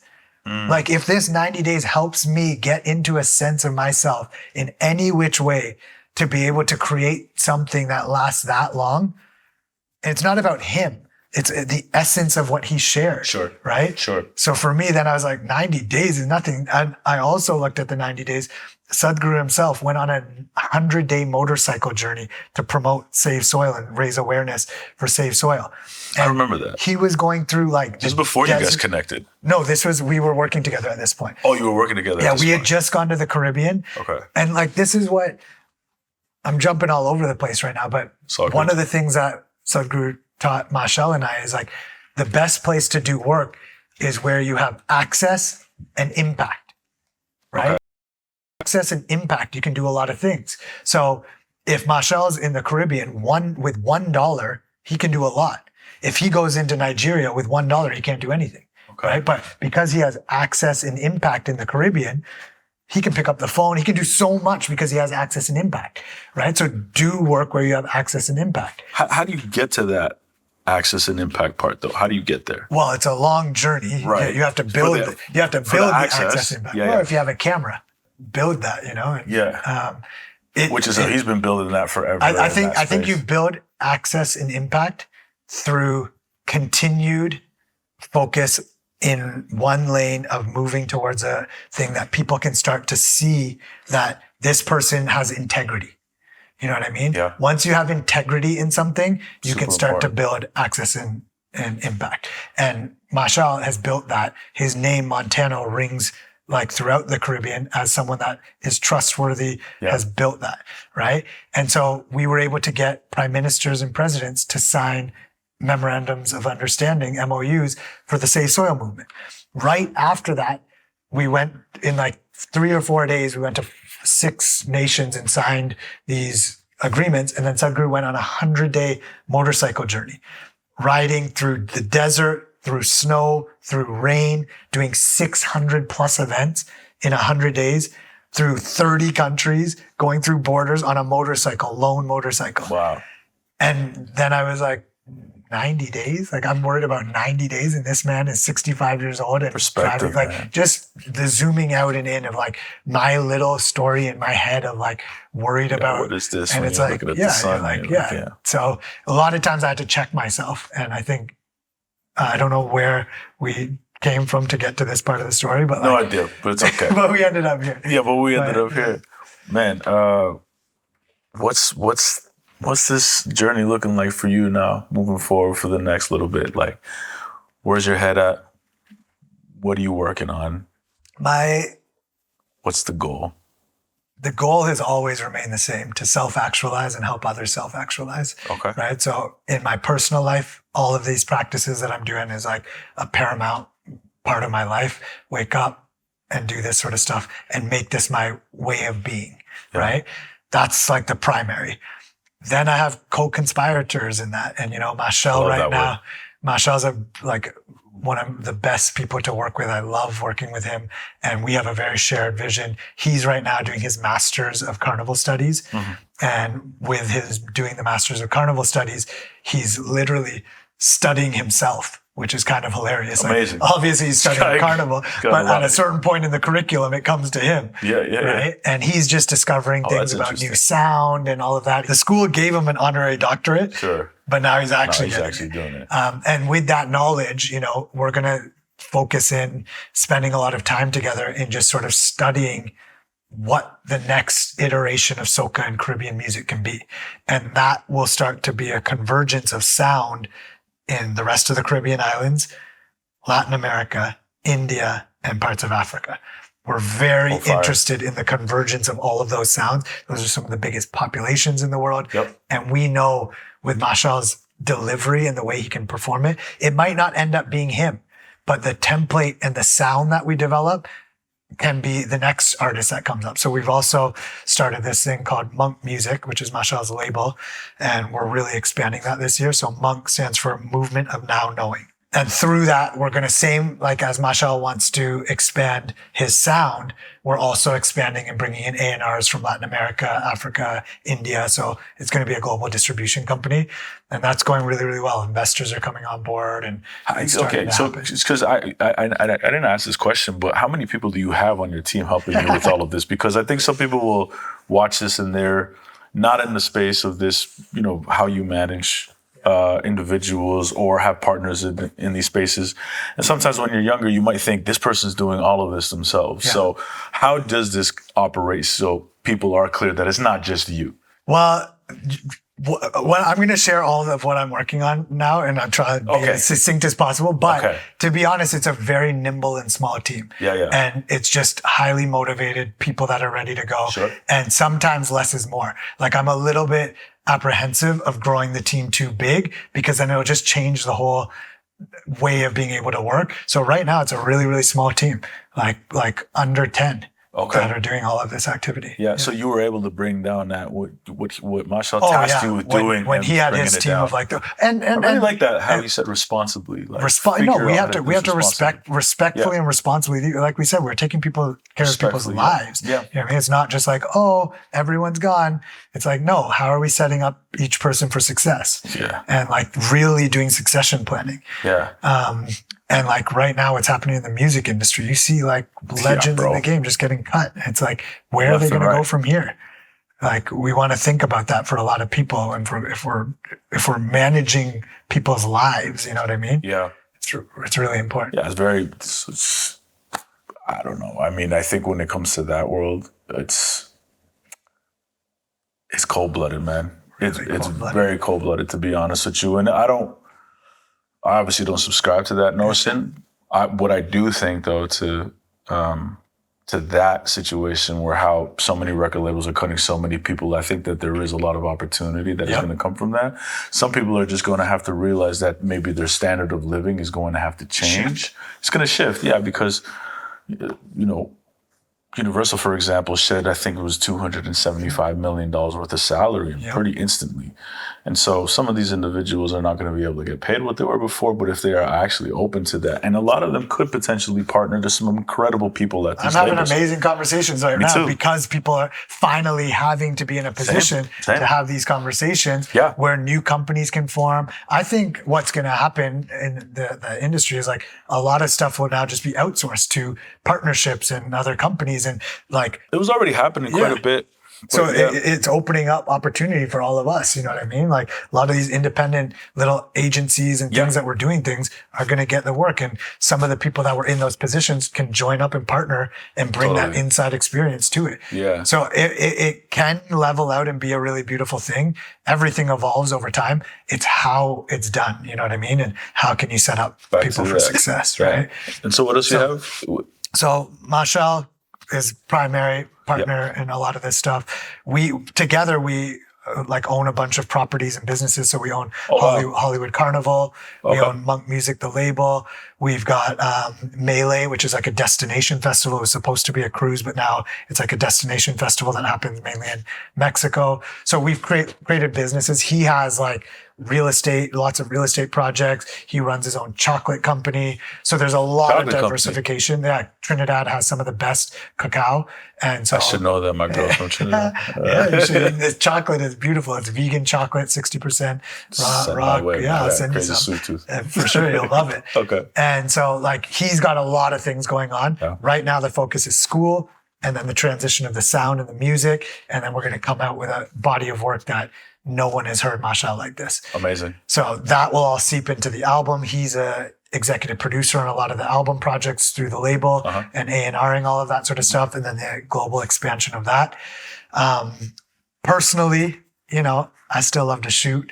So on my creative tip, I haven't really told anyone this, but Tanisha Scott, myself, and Kieran Khan, who's a video director, we're creating an agency called Fresh Juice. Oh, wow, nice. And we're about to announce that in like a month or two. Okay. And we've started to already quietly do some projects together, like we did an Adidas campaign. We're taking on some clients here and there quietly, but we're going to collectively put up that portfolio. And like Tanisha's portfolio is insane.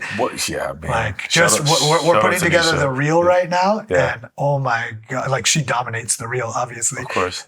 And not only, again, it's like not only what she's done, but who she is. All these phone calls that we have, like the planning, the ethos around what we're going to try and do together, why we're creating this agency. Like she resonates with like so much utmost joy and vision for developing and putting all of her talent into helping an artist tell their story. Yeah. Right. And same with Kieran. So I'm excited about that. We're going to launch this creative agency. That's amazing. I'm an ambassador for PADI, which is a scuba diving, the scuba diving. I wanted to ask you about that. I love scuba diving. Yeah. And so I'm working on some really special projects with them. Okay. Hopefully it all goes through and we do a little TV show called The Deep Dive with Che Kothari.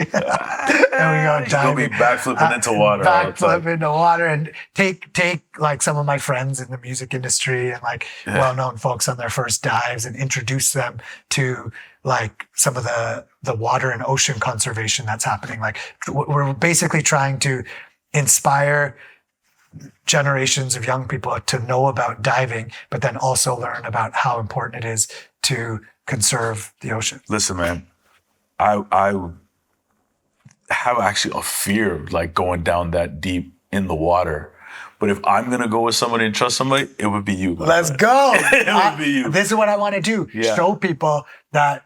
Like, I love the water. Don't get it twisted. No, I've seen you in the water. But my concern is just underwater. Panic. The panic of what could happen in that moment. Yeah. And me just, again, with my fidgetiness and to just remove this thing and just, I don't know why, but I'm like, this just seems out of control to go and scuba dive in that darkness. And but to go and fucking conquer that, like, would be amazing. And once you're under there, it's a world that you, like, anything that, like the same idea I'm saying, like the cosmos go on forever. Yeah. Going underwater, you realize like, yo, I'm nothing.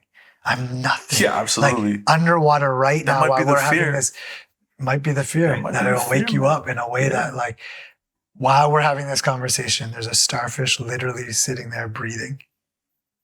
Just sitting on the bottom of the ocean, going like this right now. Yeah. And you just start to be like, whoa, your whole expansion of reality is a different experience. Yeah. You're not the same person after you come out of the water. So I want to introduce people to that, and I want them to know about the ocean conservation that's happening. So we're going to do it through a cool little TV show. And then... Is your agency involved with that as well too? Not yet. It might Early days. like what I try to do with all of this work is like have them all talk to each other, right? Then all the work with Sadhguru. So, Save Soil is a major component of it. We're working on this project with Wonder Girl. There's another project that's coming out. We just executive produced his first poetry album, which is going to come out this summer as well. And we're really targeting, a Grammy audience for that. We think it's a Grammy-worthy album. Corey Henry's on it. Like the producers and the musicians around it are phenomenal. Fine. Keep introducing more and more people to these tools. I'm partnering with like a activist and sort of fitness person named Shaka Bars on a sea moss line, and bringing back. He used to sell fruits, like tropical fruits, to all of these people. So we're relaunching that with some crazy partners, and there's so much activity happening. It's like I can a lot of motion, man. I'm writing a book right now on manifesto called "What Is Your Manifesto?" Oh, fire! 20 years of manifesto is coming up in 2 years. So Jesus, time flies. 20 years. The idea that I have for the 20-year celebration, if we can pull it off and drop the book at the same time, it'll be pretty crazy. Let me know how I can help. I would tell you off camera. I'll tell you that. Let me know how I can help. Yeah, I'd love to, man. I really want to round up all the troops from like back in the day that have been a part of it. Yeah. But remember, I'll tell you a little glimpse of it. Year one was the legendary live mixtape. Yeah, I remember that. Okay. I have an idea tied to that. I'll tell you off camera. Okay, that's what's up. You also worked with, this is going to jump into the edit afterwards, but you also worked with an absolute legend, an icon, Miss Lauryn Hill. What was that experience like? So through my work in managing artists, I got introduced through one of the staff members of Gifted Management for a while. She was working with me for a while. An amazing person named Alex Rivas. She had worked with Miss Hill for a long time. Miss Hill.